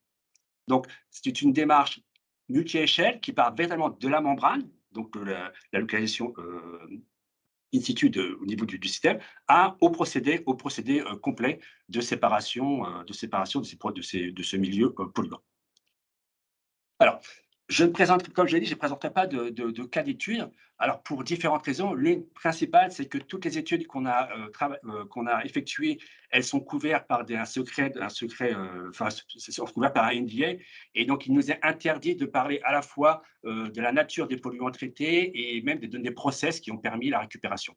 Donc, je fais simplement référence à une publication rédigée très récente, rédigé par une équipe iranienne qui a traité justement la séparation d'antibiotiques, donc amoxicilline et ampicilline, par des systèmes d'osmose inverse. Et donc, ils ont fait une étude expérimentale, paramétrique, en étudiant à la fois l'influence de la concentration en antibiotiques, l'influence de la pression, l'influence du pH, et ils ont montré que dans certaines conditions, on pouvait avoir des taux d'abattement supérieurs à 90% selon, en respectant un schéma process particulier. En ce qui concerne notre méthodologie, donc à 3 niveaux, le premier niveau concerne donc l'échelle membrane. Alors, ce qui est intéressant à connaître pour mesurer l'efficacité et la possibilité d'utilisation d'une membrane pour séparer un milieu polluant, c'est de connaître le taux de rejet du polluant, donc ce qu'on appelle communément ce qu'on appelle la sélectivité chez nous, et de connaître aussi la perméance à l'eau, donc la productivité, c'est-à-dire la capacité qu'a la membrane à pouvoir séparer le milieu liquide et le polluant. Alors, nous disposons dans notre société donc différents appareils expérimentaux qui permettent de mesurer ces caractéristiques des membranes, qui permettent justement d'avoir un choix éclairé sur quelle membrane utiliser pour séparer tel polluant. Alors, nous disposons d'une base de données assez conséquente qui est alimentée à la fois par des mesures in situ créées dans notre société ou des mesures expérimentales récupérées dans la littérature ou à travers des collaborations ou des collaborations, des partenariats avec certains équipementiers et qui nous permettent d'avoir donc une base de données assez conséquente de caractéristiques de membrane par rapport aux polluants recherchés. Deuxième niveau, donc il concerne donc, cette fois-ci l'échelle du module, c'est-à-dire le système membranaire conséquent. Donc, nous disposons de différents skids de perméation membranaire, donc soit en osmose inverse, soit en nanofiltration, qui permet d'étudier, de mesurer, d'évaluer la capacité de ce système à pouvoir séparer un polluant de son milieu naturel, en prenant en compte à la fois l'influence du débit, l'influence des températures, l'influence des pressions, l'influence des concentrations et l'influence des pH. Donc, vraiment, avoir une étude multiparamètres, mais une étude expérimentale. Alors, nous avons, ce qui caractérise notre société, c'est que nous avons une appétence particulière à l'outil informatique. Et donc, nous avons développé en parallèle de ces travaux différents outils numériques et dont notamment ce code, un logiciel qui permet justement de modéliser ces transferts, ces séparations de polluants à travers des systèmes membranaires. Et je vous montre ici quelques comparaisons, résultats simulés, résultats expérimentaux dans une certain cadre d'études, et on voit en haut justement le taux d'abattement obtenu dans un certain contexte, et ici la variation du débit, et ici le pouvoir de séparation du module, c'est-à-dire le taux de rejet, du polluant. Donc l'aspect numérique est vraiment quelque chose d'important dans nos sociétés. Nous voulons à la fois avoir une compétence sur le plan expérimental, mais aussi sur le plan informatique. Alors, au-delà en plus de cette partie-là, donc l'étape suivante, c'est donc l'étape procédé. Et la grande question, une fois qu'on a validé la partie au niveau laboratoire, qu'on a validé la partie au niveau skill expérimental, donc on voit quelles données process on peut utiliser pour pouvoir optimiser la récupération, la séparation d'un polluant. L'idée, c'est de se dire quelle architecture de procédé je vais utiliser. Est-ce qu'une seule membrane va suffire à reprendre ma fonction objective d'un point de vue taux de récupération, mais aussi d'un point de vue énergétique? Est-ce qu'une seule membrane va suffire? Ou peut-être on devrait utiliser un système à 2 membranes. Alors 2 membranes, soit en série, soit en parallèle, soit avec des taux de rejet. Est-ce que cette configuration pourrait répondre à l'objectif? Ou configuration. Est-ce que cette configuration est plus adaptée que la configuration numéro 2, que la configuration 1, pour pouvoir à la fois répondre en termes de spécificité, c'est-à-dire de taux de réparation, et aussi d'un point de vue énergétique? Alors, les schémas que je passe ici sont des schémas assez simples. Donc, manuellement, avec les outils numériques qu'on a développés, on peut, par tâtonnement, essayer de trouver la meilleure architecture. Mais dans certaines configurations, dans certains contextes, avec certains polluants, ce type de schéma présenté est assez simple, ne permet pas de répondre à l'objectif. La question, c'est quid d'un schéma comme ça? Comment manuellement pourrait-on proposer un schéma aussi complexe permettant à répondre à la fois à l'objectif d'un point de vue taux de récupération et d'un point de vue énergétique?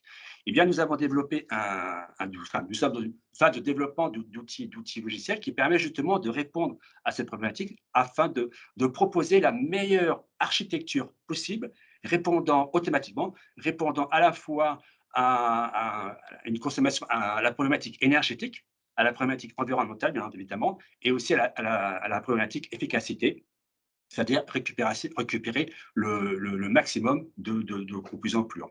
Alors, la spécificité, la particularité du moins de ces outils numériques, c'est qu'ils sont 100% intégrables dans les logiciels qu'on appelle de logiciels PSE, c'est-à-dire communément le logiciel Aspen, Proto, maintenant il s'appelle Aveva, ProSim ou ISIS. Alors, l'avantage d'utiliser ces logiciels, donc ces logiciels de flow sheeting, c'est qu'ils permettent de mesurer, d'évaluer l'efficacité technico-économique du système membranaire dans un environnement process, dans le sens où ces logiciels de flow sheeting permettent justement de prendre en compte tout l'environnement procédé, et on peut mesurer justement, spécifiquement l'efficacité à la fois économique, environnementale et énergétique de ce procédé.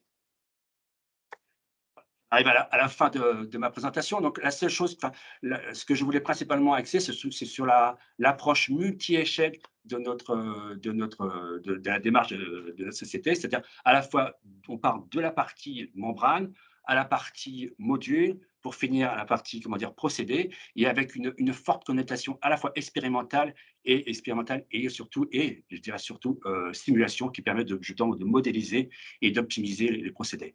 Alors, le procédé a été utilisé, cette méthodologie a été utilisée pour différents cas de polluants. Donc, la méthodologie est générique, dans le sens où elle peut s'adapter à n'importe quel type de polluant et pour n'importe quel type de membrane. Et ça permet d'avoir une estimation assez rapide justement de cette évaluation technico-économique du procédé. J'ai fini avec la présentation. Merci pour votre attention. Merci beaucoup, Roda, pour ta présentation. Donc, on a des questions dans le chat. Alors, il y a 2 questions. Donc, la première: bonjour, vous dites que les polluants peuvent être récupérés. Pour quelle utilisation?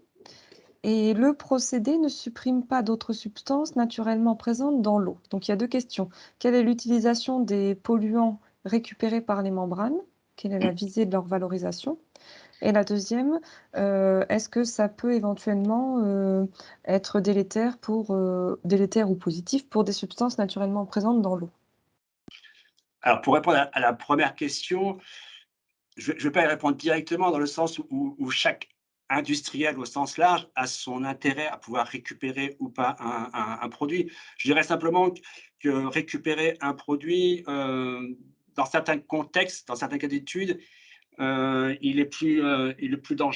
dirais, il est plus dangereux de le laisser, de le séparer, de le stocker que de le comment dire, que de le séparer tout simplement. Donc, en fait, j'aurais pas de réponse très directe. Ça dépend des industriels et compte tenu du fait qu'il y a ces couvertures NDA, je ne pourrais pas me permettre d'avancer quelques éléments de réponse.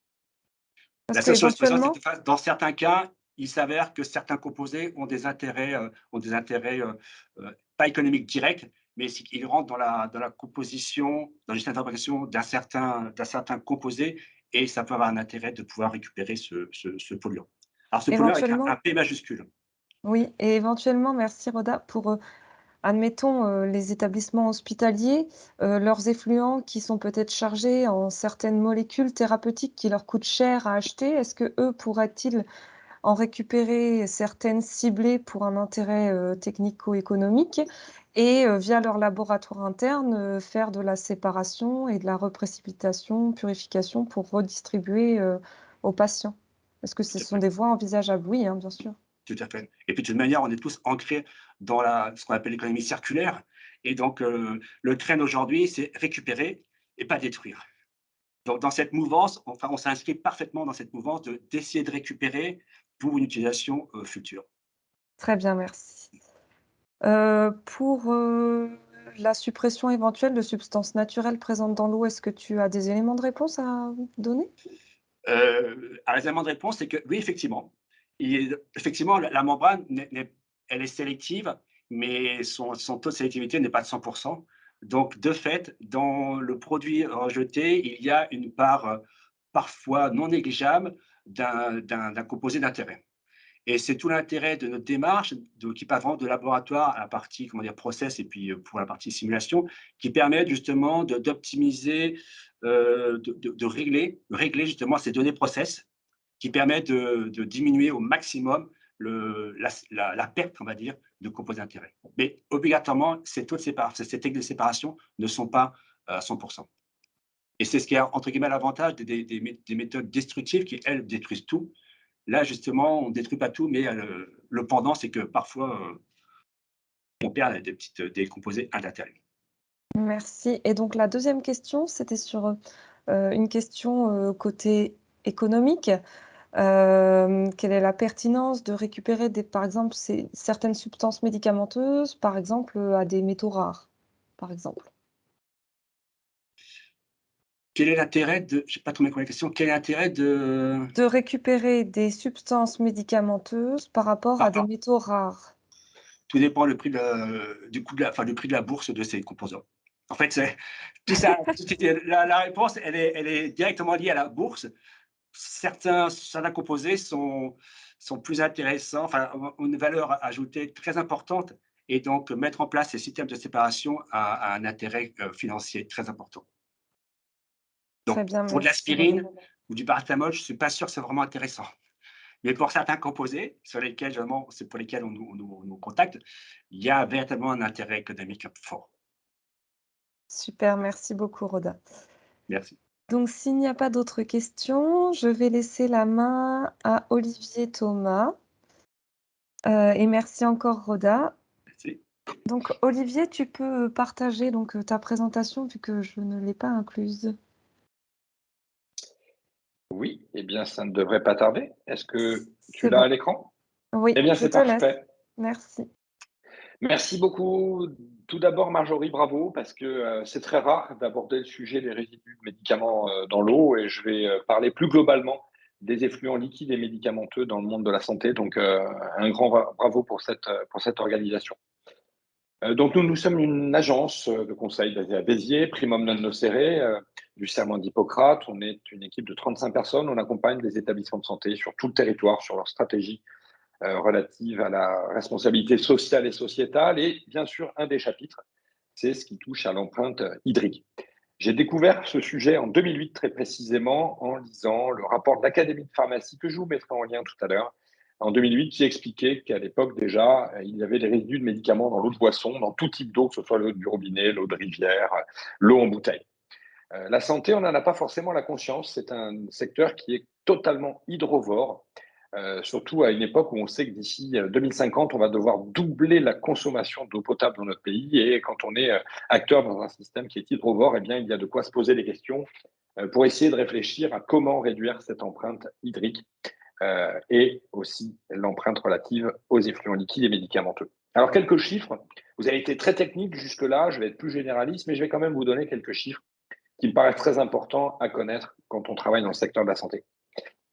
Nous avons fait un observatoire des consommations d'énergie et des consommations d'eau potable dans le secteur, et nous avons là quelques données très intéressantes. Notre ratio, le ratio clé, c'est le nombre de litres d'eau par journée d'hospitalisation.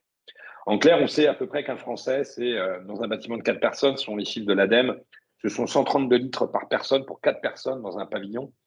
Donc, ça revient à une fourchette entre 30 et 40 litres d'eau par personne en France. Eh bien, dans le monde de la santé, vous voyez, si on va dans la colonne moyenne, dans un établissement qui traite de ce que l'on appelle du court séjour, de la médecine, de la chirurgie et de l'obstétrique, c'est cet acronyme-là, on est dans une fourchette aux alentours de 445 litres d'eau par journée d'hospitalisation, avec une borne basse à 280 litres et une borne haute à 804 litres. En ce qui concerne le secteur des EHPAD, l'accompagnement de la dépendance des personnes âgées, on est aux alentours de 330 litres d'eau avec une borne basse à 224 litres et une borne haute à 465 litres. On voit donc bien la disparité qui existe dans ce secteur-là. Nous avons l'habitude de retrouver cette moyenne-là, entre 445 et 500 litres d'eau, c'est la moyenne française. Et on sait que dès lors que l'on met en place une stratégie de réduction, on arrive à réduire assez rapidement de 20% les consommations d'eau.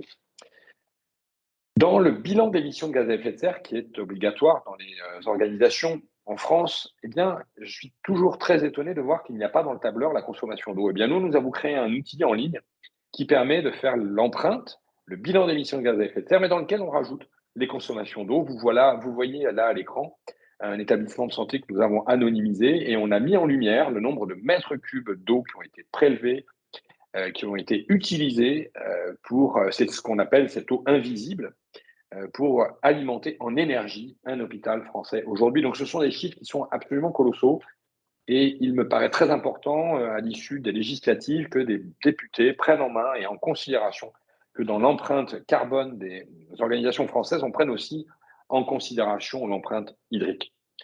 Alors, cette empreinte hydrique, elle est composée de consommation directe, indirecte, visible et invisible. On pourrait en lister des pages. Je vous ai mis à l'écran les principales dans le secteur de la santé. Les parcs et jardins, 40 000 établissements sanitaires, sociaux et médico-sociaux en France, sur le territoire. Ça représente des centaines d'hectares de parcs et jardins. Certains sont arrosés aujourd'hui avec de l'eau potable. Ça peut poser question. Aujourd'hui, nous avons une politique d'achat dans le monde de la santé. Nous accompagnons d'ailleurs la Direction générale de l'offre de soins, le ministère de la Santé sur le sujet. Eh bien, intégrer des critères de choix relatifs à la réduction des consommations d'eau dans le secteur, ça fait partie véritablement des grands enjeux de demain. Nos sous-traitants également, nous sommes un secteur qui embauchons énormément de prestataires de services en sous-traitance. Je vais parler plus précisément de la restauration collective. J'en profite pour dire au passage que le secteur de la santé, c'est le premier restaurant de France en nombre de milliards de repas par an. Eh bien, il est évident que lorsqu'un prestataire de restauration collective est à 10 litres d'eau par plateau repas fourni et le concurrent à 6 litres, ce doit devenir un critère de choix qui n'est pas évident aujourd'hui, mais qui doit devenir un critère de choix dans les années à venir. Dans la sous-traitance, on a aussi tout ce qui touche au linge, par exemple, le linge hôtelier, le linge hospitalier, que ce soit le linge relatif aux blocs opératoires ou relatif aux tenues du personnel, ça représente également des quantités de mètres cubes d'eau sur tout le territoire, de manière vraiment en très très grande quantité, et également en termes d'effluents liquides et de produits lessiviels. Ensuite, en ce qui concerne l'équipement, des équipements opératoires, des équipements de l'ensemble du système de l'hospitalisation. Nous avons des appareils comme ceux que j'ai cités là, les autoclaves, qui permettent de stériliser les instruments chirurgicaux, ou ce que l'on appelle les lave-bassins. Ce sont des dispositifs permettant de laver, non pas stériliser dans les étages des dispositifs médicaux, les plonges en cuisine, puisque je vous ai dit que c'était le plus grand restaurant de France, et bien les plonges aussi sont des plonges de très grande taille. Et puis les systèmes de dialyse, par exemple, qui utilisent de l'eau osmosée, qui rejettent 4 litres d'eau pour 1 litre d'eau utilisée. Donc, bien évidemment, ces systèmes sont aussi hydrovores et on peut mettre en place des critères de choix, on peut mettre en place des systèmes très innovants. Vous êtes autour de cette table ronde des industriels innovants sur le sujet. Eh bien, je pense que nous avons vraiment une grande stratégie à mener ensemble pour nous rapprocher, que l'ensemble des procédés que vous proposez puissent être promus à l'ensemble du secteur hospitalier français. Je vois que certains établissements, vous voyez, sur le sujet des autoclaves, collectent l'eau de ces autoclaves qui ressort à 140 degrés. C'est une eau qui est stérile. Aujourd'hui, elle est traditionnellement jetée dans les égouts, ce qui n'a pas de sens. Ça dilue en plus après les différentes molécules chimiques et médicamenteuses. Eh bien, certains ont récupéré ces eaux pour alimenter les toilettes notamment. Et puis, nous avons les aliments hydrovores. Ça ne se voit pas, mais l'empreinte cachée de certains aliments est impressionnante. Je me suis amusé à vous en mettre quelques-uns à l'écran, hein, des produits de grande consommation. Eh bien oui, on n'a pas forcément les uns et les autres conscience que lorsque l'on prend une tasse de café, j'en ai déjà bu 4 ou 5 ce matin, eh bien il a fallu 130 litres d'eau, 132 litres d'eau pour promouvoir, pour créer, pour fabriquer cette tasse de café, sans parler de l'empreinte du lait. Alors le lait, pourquoi je vous parle du lait? Eh bien parce que dans la santé et dans les maternités notamment, avec 800 000 naissances en France et 60% de mamans qui allaitent, eh bien il faut savoir que le reste du lait, c'est de la production industrielle. Il faut avoir en tête qu'un verre de lait de 250 millilitres a généré la consommation de 250 litres d'eau. Alors si nous parlons du lait en poudre, il a fallu 4000 litres de lait en poudre pour fabriquer 1 kilo de lait. Pardon, il a fallu 4000 litres d'eau pour fabriquer 1 kilo de lait en poudre. Ce sont des chiffres très importants. Alors, si on essaie de résumer les grands défis pour demain, les grands défis pour le secteur de la santé, ils sont très nombreux et nous ne pourrons pas relever ces défis sans votre aide, c'est-à-dire sans l'aide des structures comme Hydreos, sans l'aide des agences de l'eau ou sans l'aide des industriels qui proposent les solutions de demain. Donc, je pense véritablement qu'aujourd'hui, ce peut être un tournant dans cette mise en relation avec les différents acteurs. Dans ces différents défis, le premier, c'est la qualité de l'eau à tous les niveaux, la qualité de l'eau que l'on consomme, la qualité de l'eau que l'on utilise dans un établissement de santé ou la qualité de l'eau via nos rejets. Qualité de l'eau, j'ai envie de vous parler spécifiquement des biberons, par exemple, dans une maternité. Eh bien, sachez qu'aujourd'hui, on est face à un défi sur le sujet, puisqu'on utilise dans une maternité des biberons jetables à usage unique. Et oui, on en est encore là dans notre pays. L'année dernière, nous avons rejeté 9 millions de biberons jetables à usage unique en plastique et 9 millions de tétines et de collerette. Ce sont des chiffres colossaux. Tout ça parce qu'on a peur, dans le monde de la santé, de faire des biberons, traditionnellement, comme à la maison, lavables, réutilisables, en utilisant de l'eau du robinet. Et oui, on en a peur parce qu'on n'est pas sûr de la qualité de l'eau, avec les problématiques spécifiques des établissements de santé, notamment les problématiques de légionnelle, mais qui peuvent tout à fait se traiter. Donc la qualité de l'eau, ça va être le sujet numéro 1 dans nos établissements. Ensuite, nous avons le sujet de la quantité de l'eau. Comme vous l'avez vu, consommer 500 litres d'eau par journée d'hospitalisation, c'est énorme. On peut réduire ce chiffre de 20 à 30, voire plus %. Eh bien, demain, le défi, quand on sait que donc, la population mondiale va doubler sa consommation d'eau d'ici 2050, eh bien, la réutilisation, notamment des eaux grises, ou des eaux qui sont des eaux stériles, hein, comme les eaux des autoclaves, eh bien, ça fait partie des grands défis pour demain. Mais pour ça, encore faut-il que les établissements aient un guichet unique. Et nous n'avons pas ça. Nous n'avons pas le guichet unique, nous n'avons pas les bureaux d'études techniques, nous n'avons pas des discours communs dans les agences de l'eau en fonction des régions sur les différentes technologies permettant de réduire ces consommations d'eau. Ensuite, nous avons un troisième défi, l'identification et la réduction des effluents liquides et médicamenteux. Alors ça, c'est pour moi le grand défi. Pour vous donner une idée, j'ai dirigé des établissements de santé il y a de ça 30 ans. Eh bien, nous avions fait des mesures de résidus de médicaments dans l'eau au sortir de ces établissements il y a déjà 30 ans.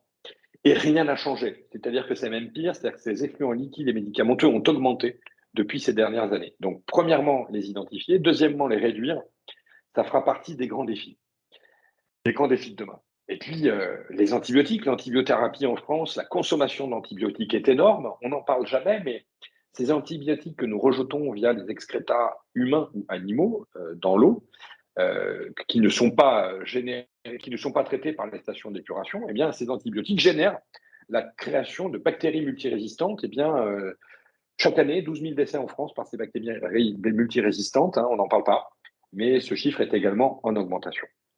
Autre défi, la chimiothérapie. Quand j'ai commencé mon métier, eh bien, les patients qui faisaient des chimiothérapies étaient hospitalisés 1, 2, 3, 4, 5, 8 jours pour faire de la chimio.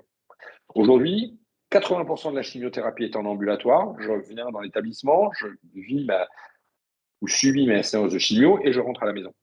À l'époque, on pouvait traiter les excrétas humains. C'était simple. On peut encore traiter les excrétas humains. Certains établissements français traitent soit les couches, soit les excrétas générés dans les services de chimiothérapie. Mais la problématique de fond, c'est que ces déchets maintenant sont diffus. C'est-à-dire que quand vous avez 80% de la chimiothérapie qui est en ambulatoire, eh bien ces excrétas sont à domicile. Et demain, nous allons développer de plus en plus la chimiothérapie à domicile. Ce ne sera même plus en ambulatoire. Le marché, entre guillemets, de demain, c'est la chimiothérapie à la maison, avec aucune considération pour ce déchet. C'est à mon avis un très grand risque en termes de santé publique. On a alerté les différents ministres de la Santé qui sont passés ces 20 dernières années. Aucun ne nous a jamais répondu sur ces sujets-là. Donc nous allons relancer un appel après les législatives pour que, en France, comme on récupère à domicile les déchets d'activités de soins à risque infectieux, nous récupérions les excrétas humains. Et oui, le monde vétérinaire a mis ça en place déjà depuis 2008. Un arrêté interdit la chimiothérapie en ambulatoire dans les cliniques vétérinaires, tant les excrétas animaux sont cytostatiques, cancérigènes pendant les 48 heures post-chimio. Eh bien, en France, on applique ça aux animaux, on ne l'applique pas aux êtres humains. Nous sommes en train de créer les cancers de demain. Autre élément, la réduction des durées de séjour. Comme je vous le disais, avant, la chirurgie était hospitalisée, la chimiothérapie aussi. Aujourd'hui, on est sur un développement massif de la chirurgie ambulatoire. Eh bien, l'ensemble de ces résidus médicamenteux part dans les toilettes de nos concitoyens tous les jours. C'est une priorité absolue que de traiter ces résidus à domicile. Autre défi passionnant, la maîtrise de l'indice PBT. C'est l'indice qui mesure les résidus médicamenteux selon 3 critères, la persistance pour la lettre P, la bioaccumulation, la lettre B, la toxicité, la lettre T. Chaque médicament, je vais vous montrer, en Suède et non pas en France, hélas, est classé de 0 à 9 en fonction de son impact sur l'environnement. En clair, lorsqu'en Suède, un médecin prescrit un médicament, lorsqu'un établissement de santé le délivre, lorsqu'un pharmacien délivre ou substitue une molécule par une autre, ils prennent en considération cet indice. Nous avons réussi à faire quelques opérations pilotes en France où nous avons calculé l'indice PBT des hôpitaux. Nous avons pris les 100 molécules les plus consommées par un hôpital et par un produit en croix réussi à sortir un indicateur, un indice entre 0 et 9. Eh bien, l'idée, c'est de réunir les compétences médicales, anesthésistes, médecins, sages-femmes, infirmiers, chirurgiens pour substituer ces molécules par d'autres. Il est quand même déplorable, au bout de 20 ans de cette utilisation d'indice PBT en Suède, que la France ne forme même pas ses pharmaciens dans les facs de pharmacie sur le sujet. C'est véritablement déplorable. Là encore, nous retenterons de proposer une PPL, une proposition de projet de loi aux députés qui arriveront au mois de juin, car maîtriser la pollution très en amont par des molécules moins persistantes dans l'environnement, ça fait partie des clés avant même de parler de traitement de l'eau. Et puis le coût de l'eau, bien sûr, est un grand défi, puisqu'on sait que le coût de l'eau, aujourd'hui, l'indice des tarifs, on a là à l'écran le coût de l'eau par litre au robinet, vous le voyez bien, et puis le prix en bouteille, on est sur des tarifs qui sont 100 fois supérieurs, on n'en a pas la conscience. Eh bien, c'est quand même dommage d'utiliser aujourd'hui une eau en bouteille partout, même si la loi Egalim tend à interdire le don d'eau en bouteille, j'en vois encore beaucoup dans de nombreux congrès France entière. Donc le coût de l'eau est un véritable problème. Peut-être que d'ailleurs, si le coût de l'eau était supérieur, on aurait moindre consommation. Et puis, dans les défis à venir, il y a le manque d'eau. Là, je viens de vous faire une photocopie d'écran d'un village qui est à côté. Nous, on est basé à Béziers et dans l'Aude, on est à 10 km de ce village, un village de Durban-Corbière où 700 habitants n'ont plus d'eau potable, clairement. Les nappes phréatiques sont complètement asséchées. Ça, c'est une information de l'an dernier. Cette même information vient de ressortir ce mois-ci dans cette zone-là. Ça, vous le savez, mais je ne peux pas m'empêcher de vous remontrer ça, le point commun de toutes les rivières du monde. C'est-à-dire qu'on retrouve aujourd'hui ces traces de médicaments, bien sûr dans l'eau de boisson, puisqu'on le sait, les stations d'épuration ne traitent pas, mais dans toutes les rivières. Le cycle de l'eau est fait de telle manière à ce que nous retrouvions ces molécules absolument partout. Il faut donc impérativement avoir une politique du médicament permettant de réduire les prescriptions, un programme permettant de traiter ces résidus. Et puis, on a, grâce à la loi AGEC, depuis peu, la possibilité dans notre pays, on n'en parle pas assez, la possibilité donnée aux pharmaciens de délivrer les médicaments et notamment les antibiotiques à l'unité. Donc, vous qui êtes aussi des citoyens et pas uniquement que les professionnels ou des industriels, je vous engage, quand vous irez dans votre prochaine pharmacie avec votre ordonnance, eh bien, demandez à votre pharmacien une délivrance à l'unité et de demander l'indice PBT du médicament. Et vous verrez que si on est nombreux à faire ça, eh bien, on fera bouger les lignes. C'est peut-être aussi la manière dont les uns et les autres nous pourrions nous engager. Petit clin d'œil à Hydrodiac que je viens de découvrir. Je suis absolument fan du travail que vous faites. Je ne sais pas si vous êtes en ligne, mais bravo, bravo, bravo. Je vais faire connaître cet outil et cette plateforme dans tout notre réseau, puisqu'on accompagne aujourd'hui plus de 700 établissements de santé sur le territoire. Et c'est un pharmacien de Toulouse qui est labellisé à très haute qualité sanitaire, sociale et environnementale qui m'a montré ce site et cette application il y a quelques jours, me montrant qu'il faisait une étude entre les médicaments qu'il vend dans son village et les molécules que vous retrouvez dans l'eau. Donc là, j'habite à côté de Villas, j'ai vu que c'était le point noir, hein, vous le voyez sur cet écran, là, il y a un point noir ici, enfin un point violet très précisément, et bien, je vois qu'on retrouve à quelques kilomètres de chez moi 84 médicaments dans l'eau que nous consommons au quotidien. En effet, il y a de quoi s'inquiéter. Ça, c'est un extrait de l'indice PBT. Je l'ai mis en ligne. Je pourrais également vous donner sur le chat l'adresse pour trouver ce document. Vous voyez, c'est l'indice suédois qui permet de classer toutes les molécules médicamenteuses de 0 à 9 en fonction de la persistance, la bioaccumulation et la toxicité. C'est pour moi un indicateur majeur pour le secteur de la santé dans les années à venir. Et puis, petit clin d'œil, hein, parce qu'en France, contrairement à la Suisse ou à la Californie, on ne sait pas traiter les eaux usées, on ne sait pas extraire ces molécules. Eh bien, un petit clin d'œil, parce que la Namibie, quand même, a réussi depuis des années. Hein, la Namibie, on arrive à faire ça en Namibie et pas dans l'Aude, a réussi à recycler et à traiter ces eaux. En guise de conclusion, j'ai la chance par mon métier donc d'accompagner des établissements de santé. Et bien, nous accompagnons dans la région Grand Est une vingtaine d'établissements de santé depuis peu sur une démarche à très haute qualité sanitaire, sociale et environnementale. Ils ne le savent pas encore, mais on anime une conférence avec eux le 1er juillet. Je serai donc là dans la région et je suis à votre disposition pour vous rencontrer la veille, si on peut peut-être même faire une séance de travail ensemble.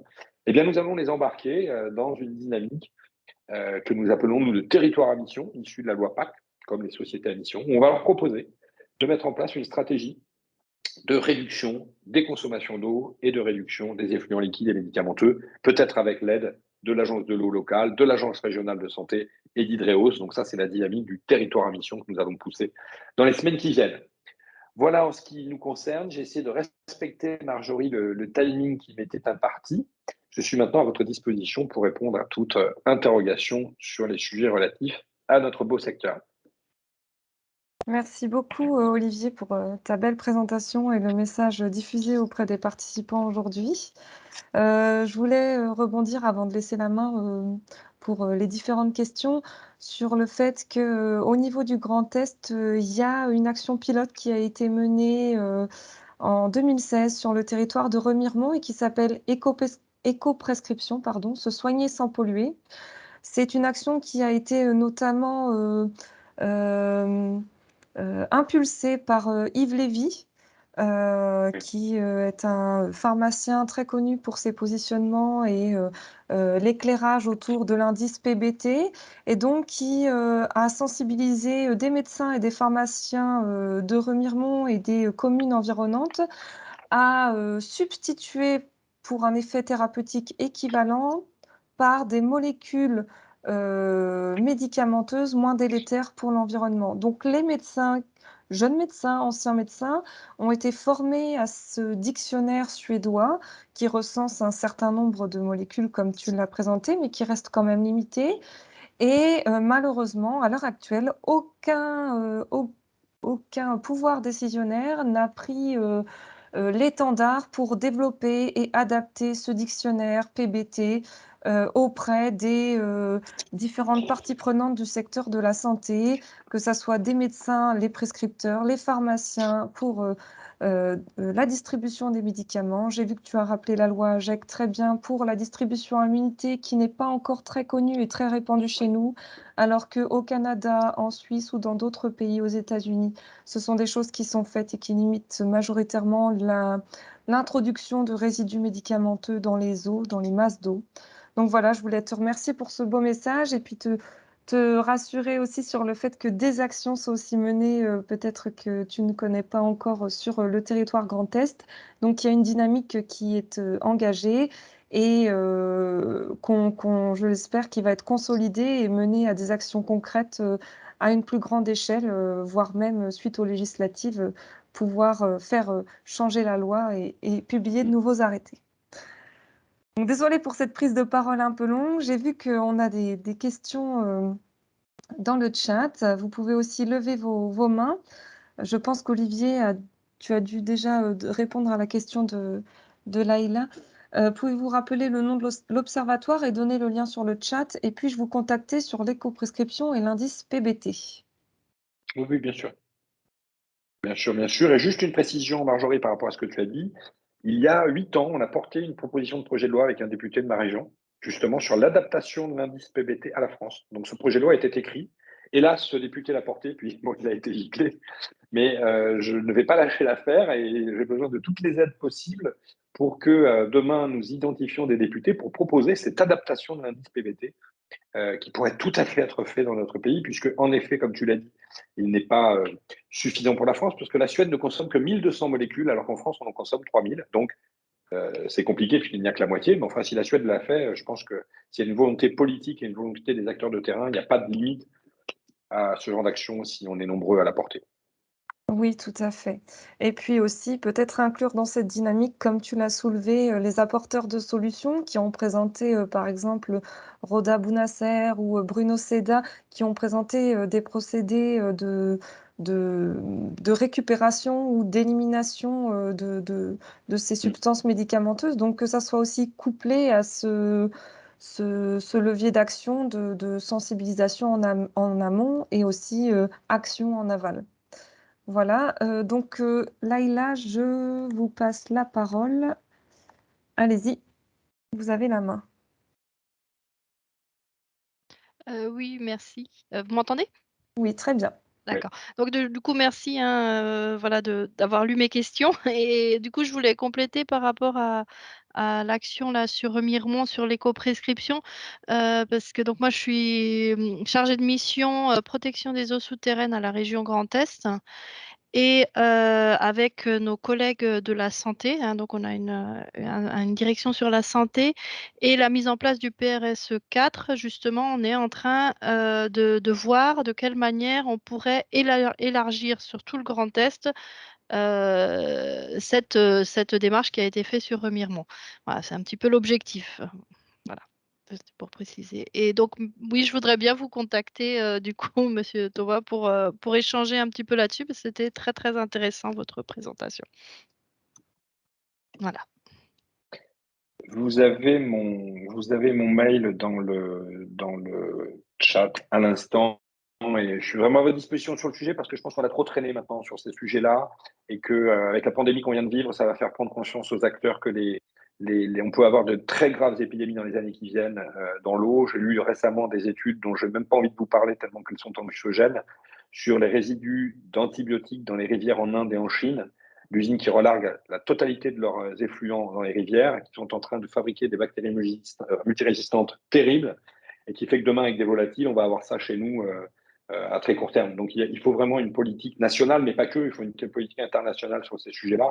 Et la France pourrait peut-être devenir un exemple sur ces sujets-là dans les mois qui viennent. Mais ça ne tient qu'à une chose, notre capacité à mobiliser. Nous, ce n'est pas la peine de dire eux, ils, les autres, ou la politique, ou les députés. Soit nous sommes en capacité, nous, professionnels, industriels, experts, établissements de santé et professionnels, de nous fédérer pour le mettre en œuvre. Et si nous sommes en capacité de cela, nous ferons bouger les lignes. Je pense qu'il faut qu'on ait un objectif très précis pour qu'en 2025, on ait fait un grand pas en avant, parce que je pense qu'on a perdu 30 ans sur le sujet. Oui, tout à fait, je vous rejoins. Merci.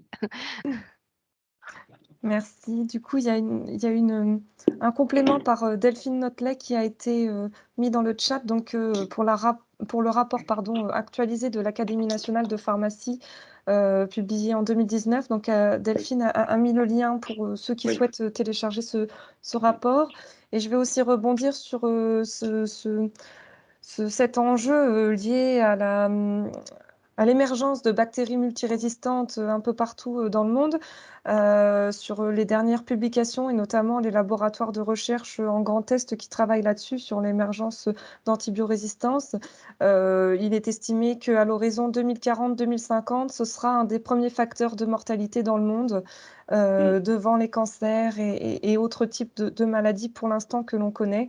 Donc, il est temps de se réveiller et d'agir en conséquence, comme tu l'as fortement impulsé, Olivier. Donc, merci beaucoup. Donc, je vous remercie tous pour ce beau partage. Un replay sera disponible suite au webinaire que nous venons de tenir. Vous pourrez le consulter sur la chaîne YouTube d'Hydreos. Et je vous rappelle aussi qu'il y aura le premier replay sur la réduction des plastiques dans l'eau, qui est aussi un des enjeux majeurs de demain, en parallèle de la santé. Pour votre information. Merci à tous et très belle journée. Je vous remercie, à bientôt. Au revoir.